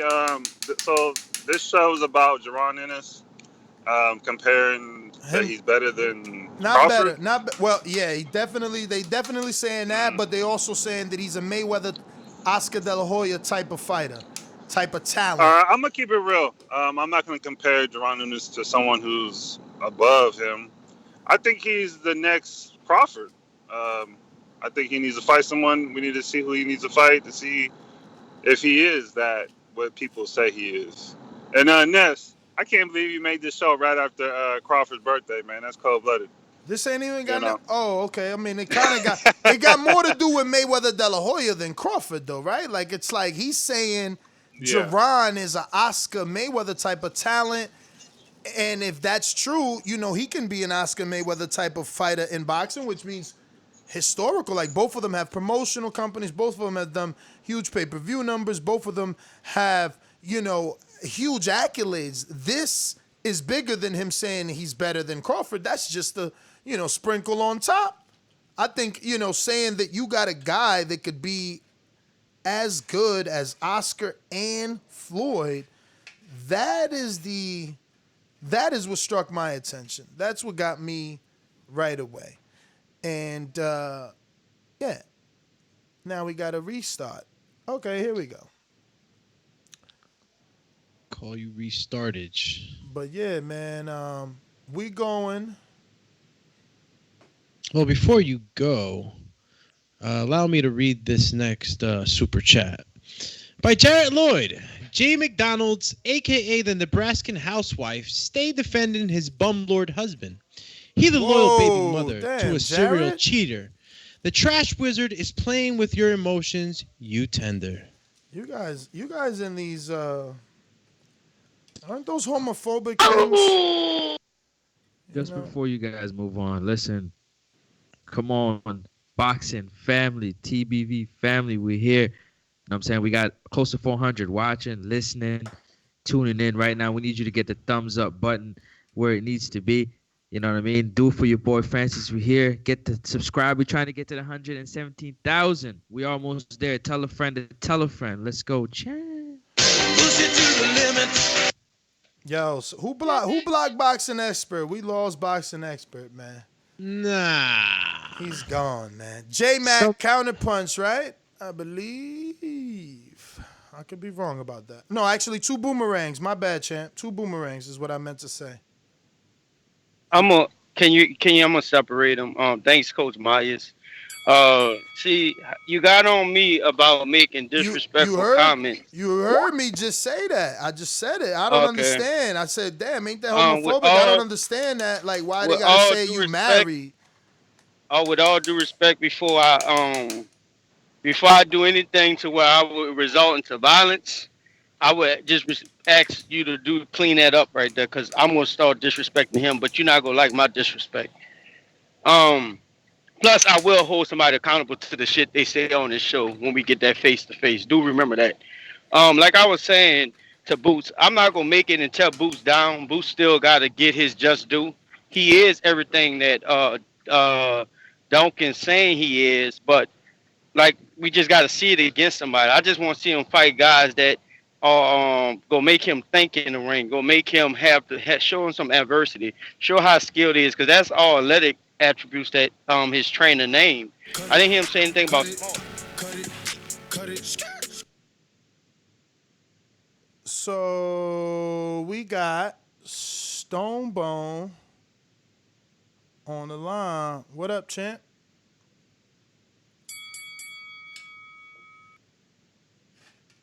You hear me?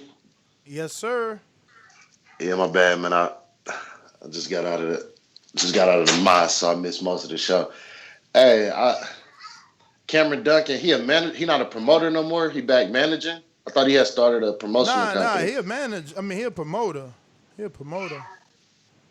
Didn't I just read manager or something? Or oh, he meant when he managed Bud. Okay, Yeah, maybe that's yeah. what I was talking about. Um, it's possible. You know what I mean?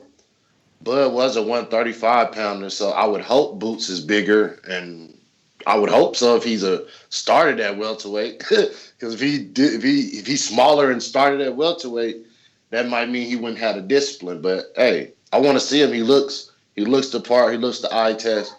But he got 26 fights now. I mean, like we made fun of Crawford, but at 26 fights, he was going into high level fights. Look, Earl, 23 fights, he was a champion. It's like, at what point you can keep saying it to us, but he hasn't ever even fought nobody ranked above 100 yet. Everybody been like 110, 112, 130s. Give me somebody in the top 50, then give me somebody in the top 20, and then go after a mandatory. I believe he's good. He got the eye test, but like the other people say, you put him in there with a Crawford or a Spence right now, he'd lose.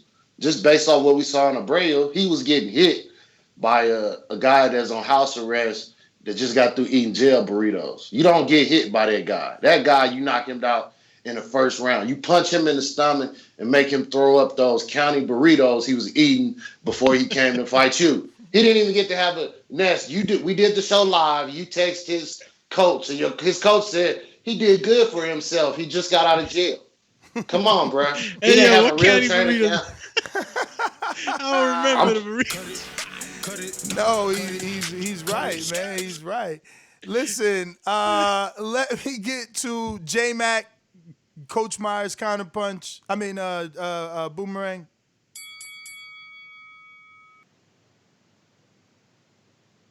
Yo, I have shit. I forgot my point I was gonna make on my last one. Boots, boots, boots, boots, boots. Oh, shout out to PBC. I hit growth in his call. Definitely calling saying he gonna be the next Bud and stuff like that. Dude growing up on here. I understand his hatred towards Bud, and I also respect his opinion about wanting to see him fight some other people on here. Just unlike certain callers and stuff, they don't know how to separate their feelings, their emotional. They ask you to play the Carl Thomas, but really in the back call they be crying about who not getting this, who not getting that, and stuff like that. It's starting to come off weird, and I'm losing all respect for the person that I know who doing it because he on some sucker shit. I'm asking you the last time, can you clean that up? I'm not gonna take the disrespect, and I no longer won't take the disrespect. You ask me to clean up my calls on this show, that need to be done the same way. That's my call. You could always be the bigger man. Trey in the Bay. What up?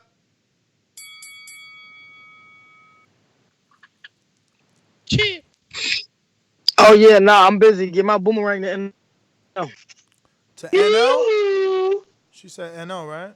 Yeah. NO, you avail? Yeah, man. Look, on some real shit, bro. We gotta chill with the homophobic slurs and shit on the show and all that, man. Yeah, Like I'm with you. these cats, yeah, you know what I'm saying? That these cats wilding, man, calling in and you want you want to get topped off and all, man. Look, man, this boxing, man. We ain't got time for that bullshit, man. You know what I mean? Like if you got something to say to a boxing, you feel a certain way about somebody, now you can get on a bad call or whatever, but leave that all the show, man. We need to keep it strictly boxing, man. We cooling on this thing this morning, man. And far as like I said, my man Booth, like that's I just like Devin Haney. That's haven't I said the same thing about him, Shakur Stevenson, all these guys. Soon you see a guy with talent and all, oh Mayweather, oh man, he can beat Spence, he can beat Crawford, he can beat the Charles. You know what I'm saying? Like, come on, pump your brakes, bro. Just pump your brakes. Let's see what the guys do. And then if they fight the fights and they show us what they need to show us, then we can go ahead and give an honest opinion on it. But all this just getting all hype, bro, like this the next lottery ticket. I mean, let's just watch the fights, bro. I like the dude, man. I'm a fan of him. I'm a fan of Haney and Shakur. Just let them fight the fights, man. That's all I got. Yeah, man. And now I think we need to see more of that, man. Damn, yo, we lost Juan and the BX, Boxing Expert, and Reese in Philly. Say what? What the hell? I was talking to Juan on the chat. Man, You know. I'm feeling like depressed right now. We Yeah, going real out the quick though, Boomerang. Supermax on the super chat. Go ahead. He says, so we're saying we want to see Boots with someone of note, even though he passed our eye test. That sounds familiar, don't it? And Dumi, dame 20. Damn, dog. All right, wait till I get mine. Wait till I get mine. Put the camera on. I want to see. I'll give you your 20. Yo, we want to make sure, dog. We don't know. Nah, I'm joking. Don't try to take your camera down, dog. You're going to cause a mess. Doomy's actually doing push-ups. Allegedly, you know. Allegedly. But let me get to Boomerang. Oh, before I do that, let me get to King Amin on the late call. What up, champ? Where you been at? Just like the king is what I mean. The king is what I mean. Yo, this what it is, man. I needed this right here. What's good, fellas? What up, champ? Just finished doing 20, King. That's 20. Super. I started to get sick. I was scratching my left arm, man. I you know what I mean? I was about to start ripping the copper out of bandos, man. Like, I'm a fiend for this boxing voice, man. You know, I pray and I hope and I'm glad that all is well and we back doing this, talking boxing. Yeah, listen, Boots. Why we gotta move him so fast, man? Why are we moving into these guys so fast? Do I sound like an old man? Like, yo, the guys that we should be worried about is still Bud, Thurman, Spence, Danny, Porter. Boots right now, like, yo, Boots, really Boots is, to me, is in the class with Ugas. Boots and Ugas got some things that they should work out because, whatever happens with Danny, truthfully, too, he either coming up or he coming down, even though I proudly say he's ready to fight everybody. It's only 4 spots, you know what I'm saying? Like, it's Leonard, it's Hearns, Duran, and Hagler. So it's only 4 spots. So, let Stevenson and Haney do what they're going to do. They'll eventually make it up to 147, but let's stop mixing it up. Give these guys a chance to get out there. I think it's too early to start talking about Haney and Shakur right now, but I'm just all over the place with it because I couldn't really catch everything, man. But listen, I ain't gonna hold it up. Keep the show moving. Glad y'all back. Shout out to everybody. Cheers. Stainless Boomerang. I think he working though. Boomerang. Nah. Oh, wow. Nah, I ain't working. Hey, Domi, why you sound so winded from 20 push-ups, bro? Damn. Bro, I haven't been working out. Kind of fast though, right? Yeah, damn. Oh, Mario like questioning. that. Mario questioning what they done. No, I'm saying They got like, you up 20. he did them fast. Yo, so I'm questioning what they done and was the heavy breathing fake and theatrics. Let me tell y'all something, man. The greatness of a man is not how much wealth he acquires, but it's his integrity and his ability to affect those around him positively. Quick word from Bob Marley. That's what's up. Bo. And the amount of breath a man uses to get up after doing 20 push-ups tells just how long it's been since he's done push-ups. Sony said he looking sweet. I think Sony said he looking sweet. I mean, Izzy said that. Izzy out here training others right now. He'd be smart to pick me out of the lineup right now. Yo, but 2 things. Like I said, as I always do with these calls, I gotta reiterate. You know what I'm saying? Tomorrow I'm going back. You know what I'm saying? I'm off tomorrow, so the next 2 days I'm pressing. I'm trying to get it off to him by Wednesday night for mastering. So if you ain't got it, get it to me. Ness, I was wondering, what you think about like a listening party on one of the on Patreon though. Friday night, yeah. Friday night. One of the because we drop it Friday and we listen live Friday on Patreon. Yeah, absolutely. You know what I'm saying? And that'd be the upside of being a $15 tier. Yeah, when we could converse every track. If there's separation in between every track, do the conversing. Boop, talk it, chop it up. Yeah, I'm with Yeah. That's what's up, man. That's what's up. We'll get it in. All right, man. That's all I got, man. As always say, please make sure you push the thumbs up. Share this and every episode of the Boxing Voice podcast. This is TBV for life. And if you ain't on Patreon, you a pendejo. And shout out to El Camino. Yo, before I forget, man, Jared Lloyd, is that his name? Yes. It's a good thing you super chat, bro. Because if you was live in this chat, I would have probably have gone ahead and dismissed you already, or at least at times you ought to have these statements you make. It's cool you want to talk back and forth with boxing, but this is a TBV community, and me and J Mac can argue all day on that back channel, but we definitely got a large amount of respect for each other, and you don't cross that line, and you just crossed it, bro. Don't let that happen again. It's Yeah, TBV let's just keep the homophobic slurs, off the show and not invite anybody to anybody's, privates and all that weird shit. Like, that's a whole nother show, you know what I mean? Like, that's not boxing. That being said, we got to everybody. Stonebone, obviously I gave you the boomerang. Let me check because it looks like my man is saying he got a counter punch. Is this true? Counter punch from my man Dom. Counter. See how I'm on point, Dom? Yeah, man. How do I sound? You're clear. Hey, it's sad, man. Baby boy, 25 to life, ain't fought nobody, and he got a belt. And we got Boots, little Ugg Boots. He ain't fought nobody. Little Ugg Boots? Oh man. Yo. I think they're almost related. I mean, they're in the same category. I should call Boots Baby Boy too, because they both ain't fought nobody. They've been in this game for too long. Come on, man. Crawford needs to fight somebody. You got these Bud fans, they still wiping the cake out the mouth. When they had the birthday party with Bud, he was taking pictures, holding the phone. Come on, man. This is crazy, man. We need to get these people to fight. I'm tired of the eye test. My eyes are getting tired watching these dudes fight trash lords. Damn.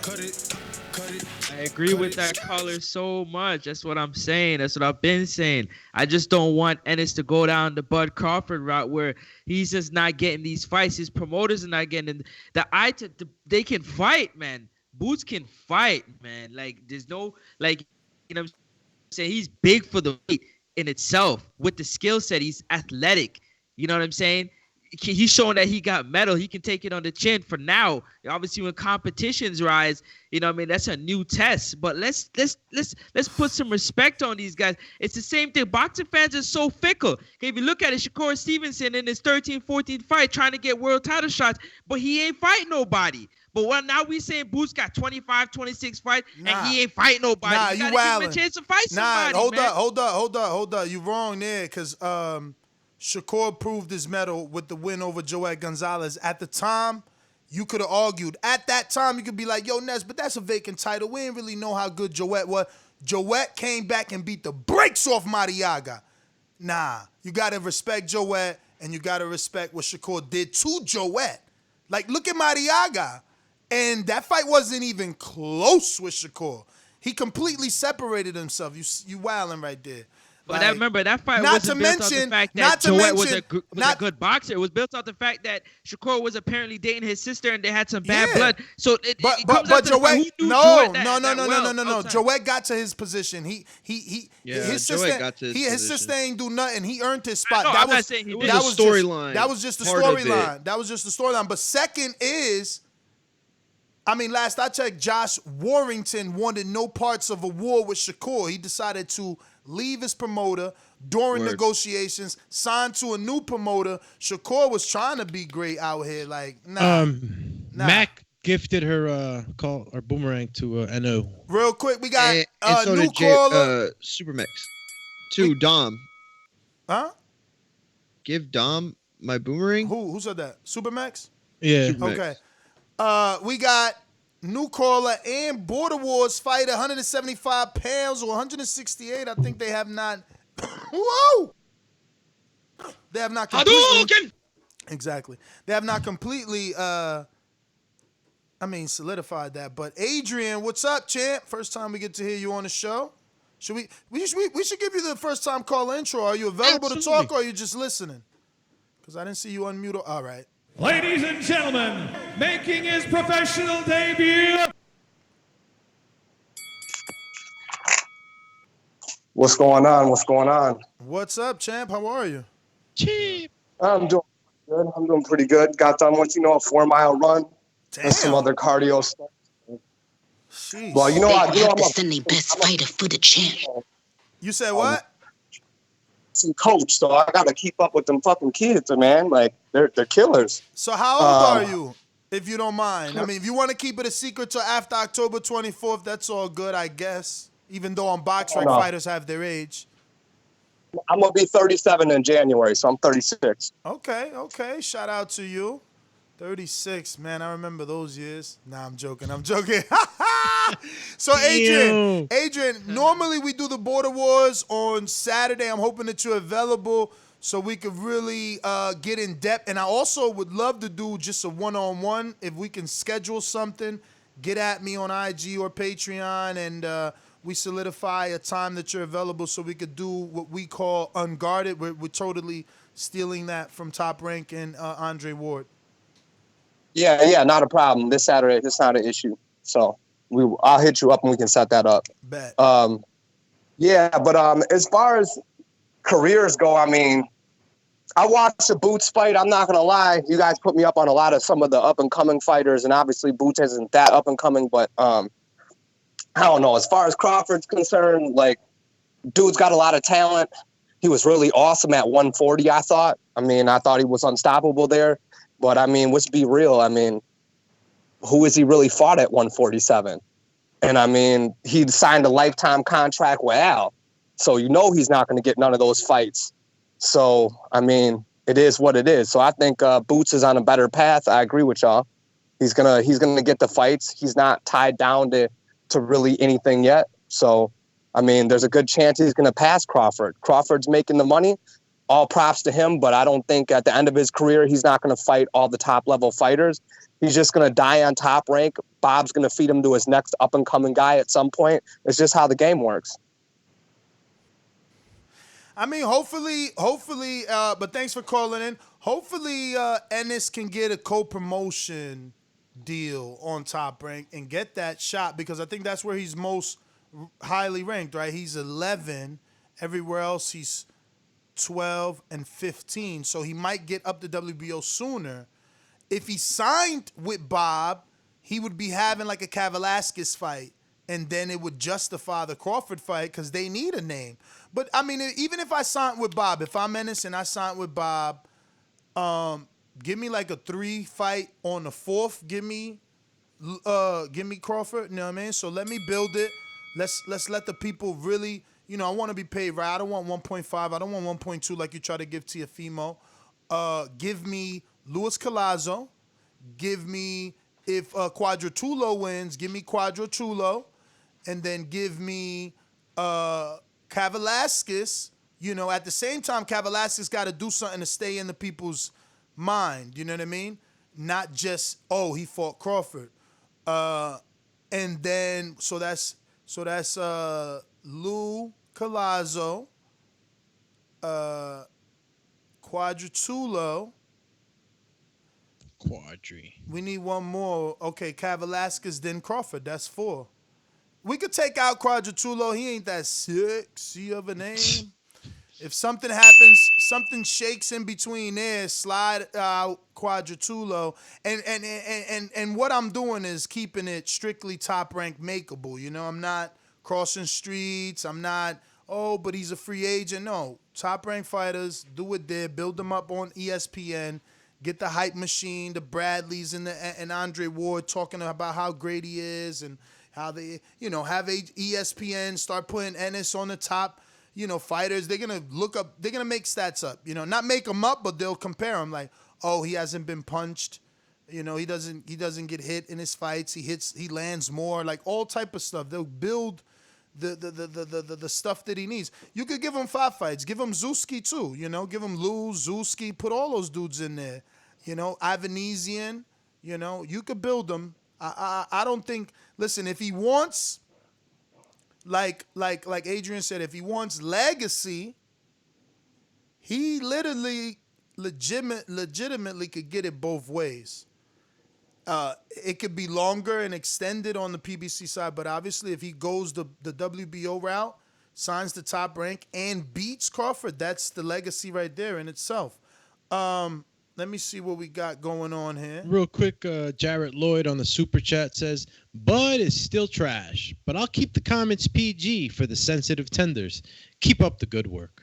All right, so I got someone that said send in super chat via IG message. All right, so he sent me the super chat, and okay, super chat payment sent via Cash App. Let's understand, Boots had 17 fights in 2 years of his pro career. Even though I don't think he is ready for the upper echelon, let's talk about the guys he would beat and or potentially stop. Anyone ranked 1 through 15 in the IBF, WBO, and WBC, he would definitely ready for any of those guys. I can't. 1 through 15. How he stopping Porter, champ? Get the freak up out of here. That's too. See, and that's what I'm saying. Look at how broad that state. He's saying he could stop. Let me reread this shit, because hopefully you went straight to Porter in your mind. Like, wait a minute. Let's talk about the guys he would beat. You know what I'm saying? Do me right Yo, away. No, but look, because he said 1 through 15 in any other division. I'm rereading it to make sure I didn't fuck up. He said, let's talk about the guys he would beat and or potentially stop. Anyone ranked at 115 in the IBF, WBO, and WBC, he is definitely ready for any of those guys. I don't know how you telling me he's ready for Porter right now. I don't know how he's ready for Thurman right now. And I Based know on his skill set. Thurman. I mean, the experience, definitely not experience, but his skill set, which is purely off the skill set. He hasn't fought as much people as, you know what I'm saying, those fighters have, but his skill set speaks to his ability to have an opportunity to do that if he gets a chance. Has the champ gone 12 rounds? Has the champ gone 12? Nah. All right then, man. Don't. Please don't compare me to dude. I'm different. All right. Let me see. We got a boomerang going from Trey in the Bay to N.O. Boomerang. What up, champ? Whoa. Look, let's get another thing straight, you hear me?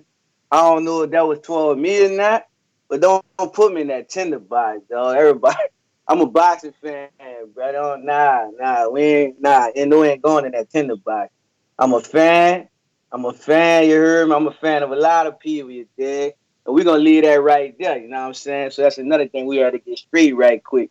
Now, far as back on the Bud topic, though, like, I feel like this here, Ness, bro. You know how when you go in the dagger shop, bro, and they got a whole bunch of different flavors, and everybody, you ask them, like, man, what's one of the best, like, new flavors y'all have? It might tell you, you know what I'm saying, like the Wild and Out or something. It might have some type of name for it, you know what I'm saying? The sunny side up. You know what I'm going to say, Ness? You know, yeah? Let me get a sample. Because I ain't about to buy no Lord Dagger and I don't know what it tastes like. You understand? So that's all I'm saying with the bullshit. Let him fight. Why he can't fight Lopez before he get that top fight? Why he can't fight? You know what I'm saying? Like I said, Lipiness, guys, any one of them guys who you got respect for. Like, who y'all got respect for on the panel at 147? Not the top guy. What's your boy, Jamal James? Give me Jamal James. Virgil, just somebody. Just give me anybody. That's it. I ain't hating. I'm a fan. Just give me somebody. That's it. That's my call, man. Yo, shout out to that caller. That's a good call. That's a good call right there. But they won't fight him. Do you think Ugas that just won his title, if Jaron Ennis tries to fight him, you think he's gonna take that fight? He's gonna say what? Nobody knows him. Why? High risk, low reward. He knows he has a potential of getting beat. So he's not gonna take that. And that's a lot of you think Jamal James is gonna take that chance as well too, to step up and take on a Jaron Ennis? Yo, wow, this Border Wars just got crazy. So I was trying to schedule Steve to come on Saturday Border Wars show, and he's like, yeah, for sure. Yo, I was thinking, though, could we get some of our guys with some of y'all guys? Say what? Exactly. And I'm like, well, right away, I'm like, no, in my head. I'm like, no, this needs to be built. this needs to be built. Like, he even used the word grudge matches, but it's like that's more reason for it to be built. But I didn't say no. I said yes. But I told him that the matchmaking has to be. You said right away. I'm thinking no. I think he means And then two you people talking, in he his said- camp that got a grudge match. Hopefully we'll find out. Read it. It just came in. Right Oh, now. it did. It Yeah. did. Oh, cool. I thought he meant like Border Wars versus their guys.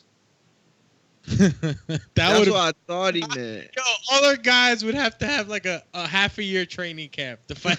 I know. Like, chill. But Ness was like, my first response was no. He's Yeah, he's no, like, because but I said yes. No, but I said yes. But I said yes, specifically saying.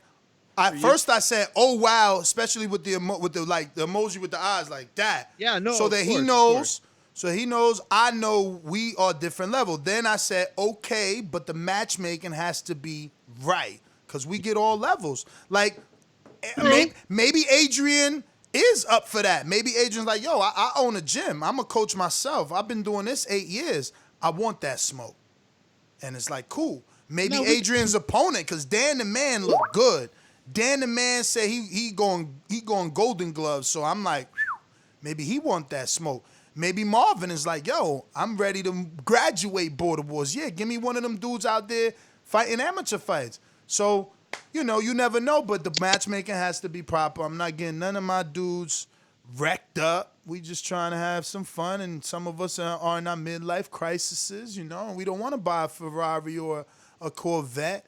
We just want to get in the ring and challenge ourselves. We done with checkers and chess and baseball and basketball. Even though Keem keep talking, I'm gonna dunk on your little ass. My man out there short as hell to my nest. You don't want it. Yo, I can't wait. And we should play in Pittsburgh because it's getting cold though. It might be even colder in Pittsburgh in October. I forgot how cold it gets out there. Gonna be cold. Oh champ. man, ain't no basketball happening unless it's indoors. But damn, indoors. I gotta dress for that. I should see if they got a YMCA over there at Pittsburgh around the area in the gym. We get it in, bro. I'm trying to cross over on Keem too. Yo, this funny thing All is day, that lay it up to Ness. we got I'm telling Majid. y'all right now, y'all underestimate my basketball skills. Oh, I'm on the TBV team. I'm gonna use Keem's what he said in the Border Wars chat this morning about Doomy. Like, Doomy's a man of many talents, so he won't underestimate him. I'm gonna say the same for you. I've seen you do a lot, so I ain't gonna say you can't ball. We going to Orlando. Keem not Keem, but Majid, talk to us. What up? Man, up, champ? all y'all that's in that chat and all that writing, man, y'all need to be liking these videos. Subscribe to the channel and join Patreon so y'all won't be missing out on everything. But my take on this thing about Boots Ennis is we see he got some talent, but that's all we see. You know what I'm saying? He definitely got to put something more in, especially with almost 30 wins under his belt. And I feel like we was on that back channel yesterday till about 4 or 5 in the morning. And I told them yesterday that I feel like, Boots going to be using Crawford's name to, gain some recognition, like he about to be his arch nemesis or something. You know what I'm saying? He need to stop eating up people's name and decide what he going to do next to show us that he really something. I think he's sharp. I like what he did last fight, but come on, man. He can't be using people's name out here for selling tools. We don't do that. You know what I'm saying? So good shit on y'all video topic today and everything. Wish the best for y'all. I'm out, man. Majid, man. Thank you as always for the support. You and seeing kind this words. challenge, Ness? Dog, it's on. It's on. Don't let it. Bro, first of all, come on, bro. Listen, they underestimated. What you say? They said the panel versus Sony, Izzy, and Bishop. Basketball. 3-on-3. Oh, he said and Keem. Oh, and Keem, so we need a fourth? Yeah, it's a 4-on. Who's gonna Wait, he be said there? Sony, Keem.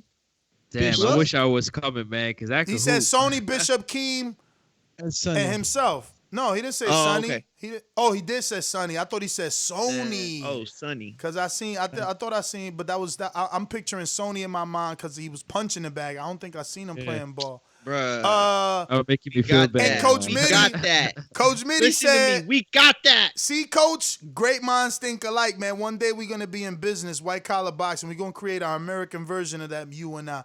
Because he said, no, Ness, tell him not this time. Put his own fighters on this card, and then next time y'all set it up. Same thing, that's how I was thinking. Like, yo, that deserves build-up. Like, can you imagine Border Wars, Steve Cunningham fighters versus Border Wars? Like, yo, it's like a dream team. It's like we assembled the best. It's like, Marvin, you a champ, you got to go. Ness, you retired, so you can't. Yo, it's like, yo, who's the best? I was waiting for him to say, who else yo, is the and best? then Ness got to get in there. He said, Who Ness else is the best in the divisions? Oh, Mitty, you one of our best. You got to go fight. But go get your shield and your sword. Spartans. We are Spartans. So, we got to get, reps. Who else could we get? Who else could we They get? going to have to send their best fighters for the So, Cunningham. Mitty, damn, I'm going to have to come out of retirement because there's only Mitty, Jose, Marvin, Champion me. in recess. Only us four undefeated, right? Who champion else is recess. undefeated? Then we got some. I know we got some like 1-0 fighters. Oh, Rob. Rob is 2-0. Rob, yeah. Who else? Am I missing? But that's that's dangerous. That's dangerous. Keem, you ready for that? You ready for that Pittsburgh smoke? They gonna have to send their best fighter for the champ. They gonna be Who's running the point? Who's running the point? Who's running the point? What if it's gonna be? See, look, we don't. This is the beauty of Border Wars. Ness, You you don't running know the point? on what basketball? Yeah. Nah. I'm gonna stay down there and get them boards and them layups easy. I got it. Get them finger rolls on them all easy. Go back Yeah, old he school. said finger rolls. Go back old school. I got on it. him. You know what I mean? Use this whole 3 feet on Lil Izzy because he the one saying, "Oh, I'm a guard Ness, so I'm gonna come like this." This Izzy, I'm gonna come all the way around like finger roll. Yo, he froze on it too. Finger How's roll. your jump hook? How's your jump hook? I mean, I don't do the hook. Magic That's for Johnson. Dr. Dre. That's for Dr. Dre. But, I'll do some 10 and, 10 footers, some 15, 12 footers. You know what I mean? Boom. Ain't nothing far. I don't do the far. I'm like Shaq. Yo, Coach Mitty, Sal's 1-0. We can't bring in Sal, man. He's inactive. I might got 7 years inactive, bro. It's like we season 8. He was like, he got 1 season. But I would love to get him if he's like, for instance, Crawford is only fought since Cavalasses, but he's in the gym. The winner of me and Keem got to get put on the alternate list. Ooh, look at this man adding more challenges, huh? To himself. We get put on the alternate list if whoever wins between us gets put on the alternate list. Yo, Trey said I'm a tear son. All right, Trey. All right. I'm about to, October, I'm about to start getting back in shape. It's over. Just for the basketball game. It's over. I'm going to get back in. I'm telling you, last time y'all doubted me, I was on Twitter Dunkin live. I'm just saying. Super chat from Coach Myers. Go for it. He says, Ennis is ranked 12 in the IBF. Maurice Hooker is 9 in IBF. And Rashid Ellis is 10, all with the IBF. What do you think about those 2 fights for Ennis? They're not taking it. I mean, no, they're not. But Rashid Ellis and Ennis would be stopping both of them. Stopping both of them. I favor him in both fights for sure, of them. but stopping Ellis, that's Ennis, tough. he's stopping both of them. Oh, Supermex gave his his boomerang to who? Oh, Dom. He said Dom, yeah. PBC. Yeah. What up, Hey, champ? Yo, this the first time? This the first time? Yeah. Oh. No, hold on. Yeah, I know Supermax usually doesn't, fuck with me, but because I'm a Floyd fan. I don't think I don't think Little Baby Boots can even handle Chris Van Heeren or Chris Algieri. What'd you call him? Stop it. Little Baby Boots. Stop it. Hey, Intrigue got Little Baby Boots on his rearview mirror. Jaron Boots ain't nobody, man. Come on. He can barely handle Maurice Hooker. He might get hurt. He like 23 at 5'10". At 147?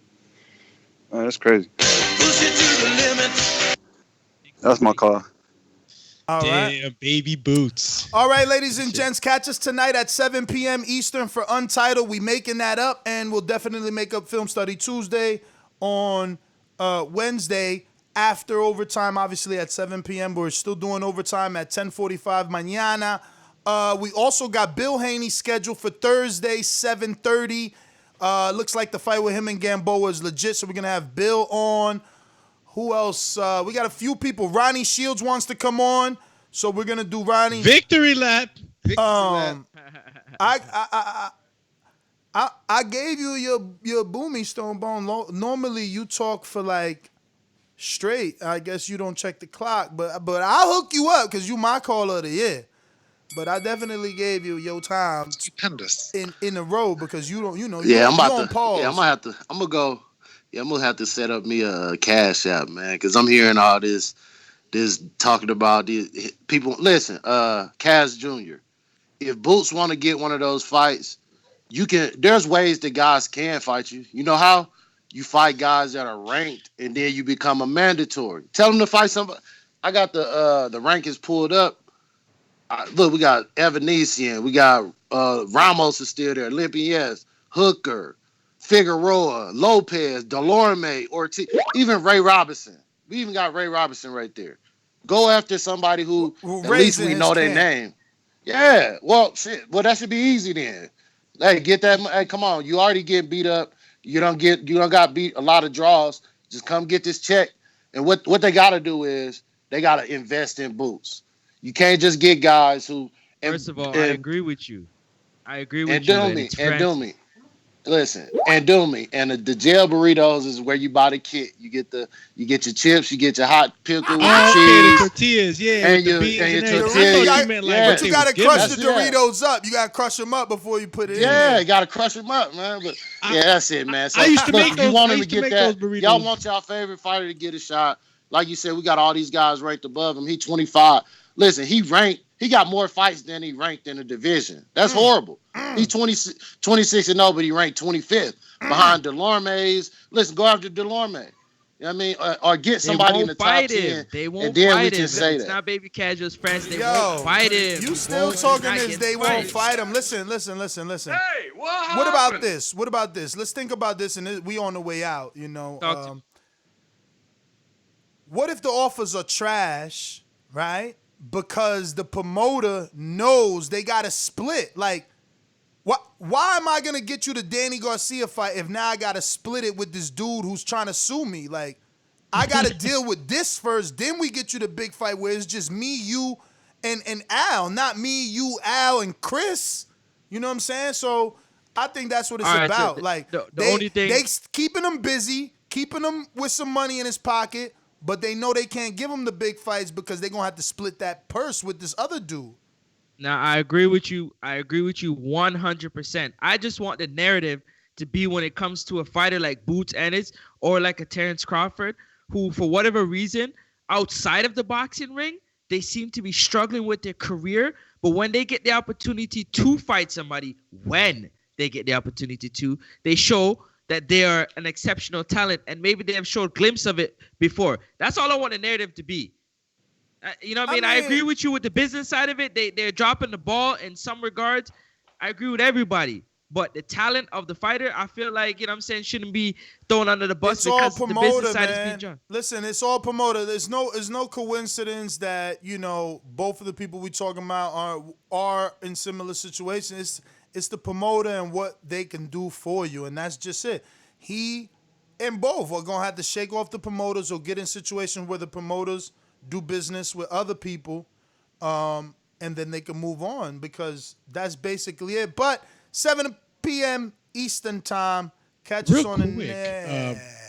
I know, real quick, just wanted to know if you wanted to get to the Boxing Bars announcement for this Saturday. Sony has sent us the message. It's a quick one. Got the main event, co-main event, opening acts, and undercard. Oh, yeah. Enrique going against Mario, the former champ. Nah, hold on, champ. Let me make the announcement. Oh, yeah. Boxing Bars 17. Wrath of the Titans. Looks like this. Main event. He got me Cash with that. Wheezy versus Doomy. I got my title shot, y'all. Yo, you 7-0. You 7. I was looking at the rankings the other day. That's crazy, yo. You followed the route, champ. Yo, 7-0. Mario, you 8-2. Mario, you 8-2. Yeah, 8-2. And yo, look at how things come full circle. Look. The cream rises to the top. 7-0, Doomy. 8-3, Mario. Right? Cash Wheezy is 7-4. Look at how that sound. Doomy, Mario is 8-3. That means Cash is 1 win away from being tied to Mario, and one loss away, and Mario's 1 loss away from being like 8-3, right? You know what I mean? They're literally 1 fight from each other's record. Like, who you fighting this week, Mario? Well, the co-main event is Money Moon Gear versus Rough House. Now, look, this is what I mean. And I hate to use this example, but if Mario loses, he becomes 8-4. And if Cash wins, he becomes 8-4. And that's what I'm saying. The cream is at the top. Then you got King Amin, 5-4. So again, he's only 2 fights away from the cream at the top. You know what I mean? It's crazy. And then you got your Idrises, 3-4. Silverback, 2-3. He's trying to be great. He's like, yo, I had a few stumbles here on the Tevin Farmer tip. Now he going straight for Mario, who's ranked number 3. Let me tell you what's gonna happen. All right, this week it's gonna happen. I'm gonna win. Doomy gonna get the belt, and then me and Doomy gonna have the first ever live match for the title. Oh, that's in the when same I take house? back my belt. In the same house. Yeah. I hear you. Y'all gonna be in the And same that's lair. Y'all gonna be at the lair. Yo. Well, real quick, But you counting let me Cash just- out, the man that beat you twice. You wilding for respect. Yo, opening main, real quick, just to finish the card off. Opening main is King Amin versus Sony. Okay. That's going to be a slaughter. Ooh, Sony was trying to swipe the crown right now. Sony King trying Amin. to jump the rankings. That's what he looking for. Jump at the So rankings. Sony like, yo, I be King Amin. King Amin is number 2. Damn, Sony, you not even top 10? Yo, King Amin, give JP a shot, man. I think they got don't they got a trilogy already though? That's the problem. They fought each other so much. And then the undercard, Natural Wiz versus JP from Long Beach. Okay. JP need that jump in the rankings, bruh. He do. Well, you know how Sony ends it. Any questions or can't make the date, please let me know ASAP. Will do, Champy, will do. All right, that is it. We got a late caller, Stunner, New Jersey. Stunner. Yo, Stunner in the building. You know what I mean? What up, What up, TBV? Shout out to Elizabeth. Shout out to Roselle. Know what I mean? Okay. Yo, now, I don't know what the main topic was, but I did want to touch on this about the whole Charlo thing. I've seen a lot of people saying, yo, I want to see Charlo fight this guy next. It's like, nah. I need to see Charlo versus Chris Eubank Jr. I'm thoroughly convinced Chris Eubank Jr. I'm not going to say he's going to win, but it's going to be an exciting fight. It's going to be a very exciting fight. There's already tension. The trash talk will be perfect. The actual fight itself will be perfect. This is the fight we need to see. I need to see Jamal Charlo versus Chris Eubank Jr. That shit's box office to me. I mean, I could see where it could be like an exciting like lead up, but like, you know, the whole pandemic kind of takes some of that away from us. But I mean, I guess it'd be a good fight, but I don't know. What does that do for the Charlo, you know? Yeah, I mean, I don't know. Look, if Charlo wants it, then it's a big fight, man. I'm not going to say it isn't or it ain't. I feel like if it wasn't no pandemic, it would be better, you know, but, you know, he's building his international brand by fighting him because across the pond is going to know Eubank is fighting Charlo, and that's all that they need to know to continue to grow that brand. But Nest GTO, Instagram and Twitter. Catch us on the next one, 7 p.m. Eastern at patreon.com/The Boxing Voice. Arrivederci, people. Arrivederci. Yo, at Martin McGee on Twitter, at Martin McGee on Instagram. Peace. Next up, Sports Talk. IG, Twitter, YouTube. You already know. Catch me on IG, Alex_Doomsday_LAINEZ. TikTok, it's vanished. And you can catch me on Twitter, AlexLinusTBV. Don't forget to hit the thumbs up. And if you were watching and you like the program, don't forget to subscribe. Become part of the family. That little red rose will be put in your breast pocket. Not literally, but, figuratively. And if you want to hit that bell and you want to know when we're, up in the morning baking, well, make sure that bell is shaking. All right. A little shaking and marks on the side. Make sure that's doing that. You'll know every time we're going live, bringing you some of the best content in boxing and other type of content. Mondays, we have Untitled. Tuesdays, that's boxing too. Fight film study. Wednesdays, we have, what do we have in the afternoon now? Well, nothing for now, but we do have an overtime program in the morning. Thursdays are flagship. We do go on every day in the morning, even on Saturdays for boxing bars. So don't forget about our Friday betting show where we all put our minds together, form like Voltron and make the best picks together in order for us, to enjoy the sport and as well make, some Skrilla, some Lana, some Mosca, whatever you want to call it. And we'll help each other get there. My parlays hit back to back. Just saying, 2 weeks in a row. Easy money. All righty then. Bye-bye.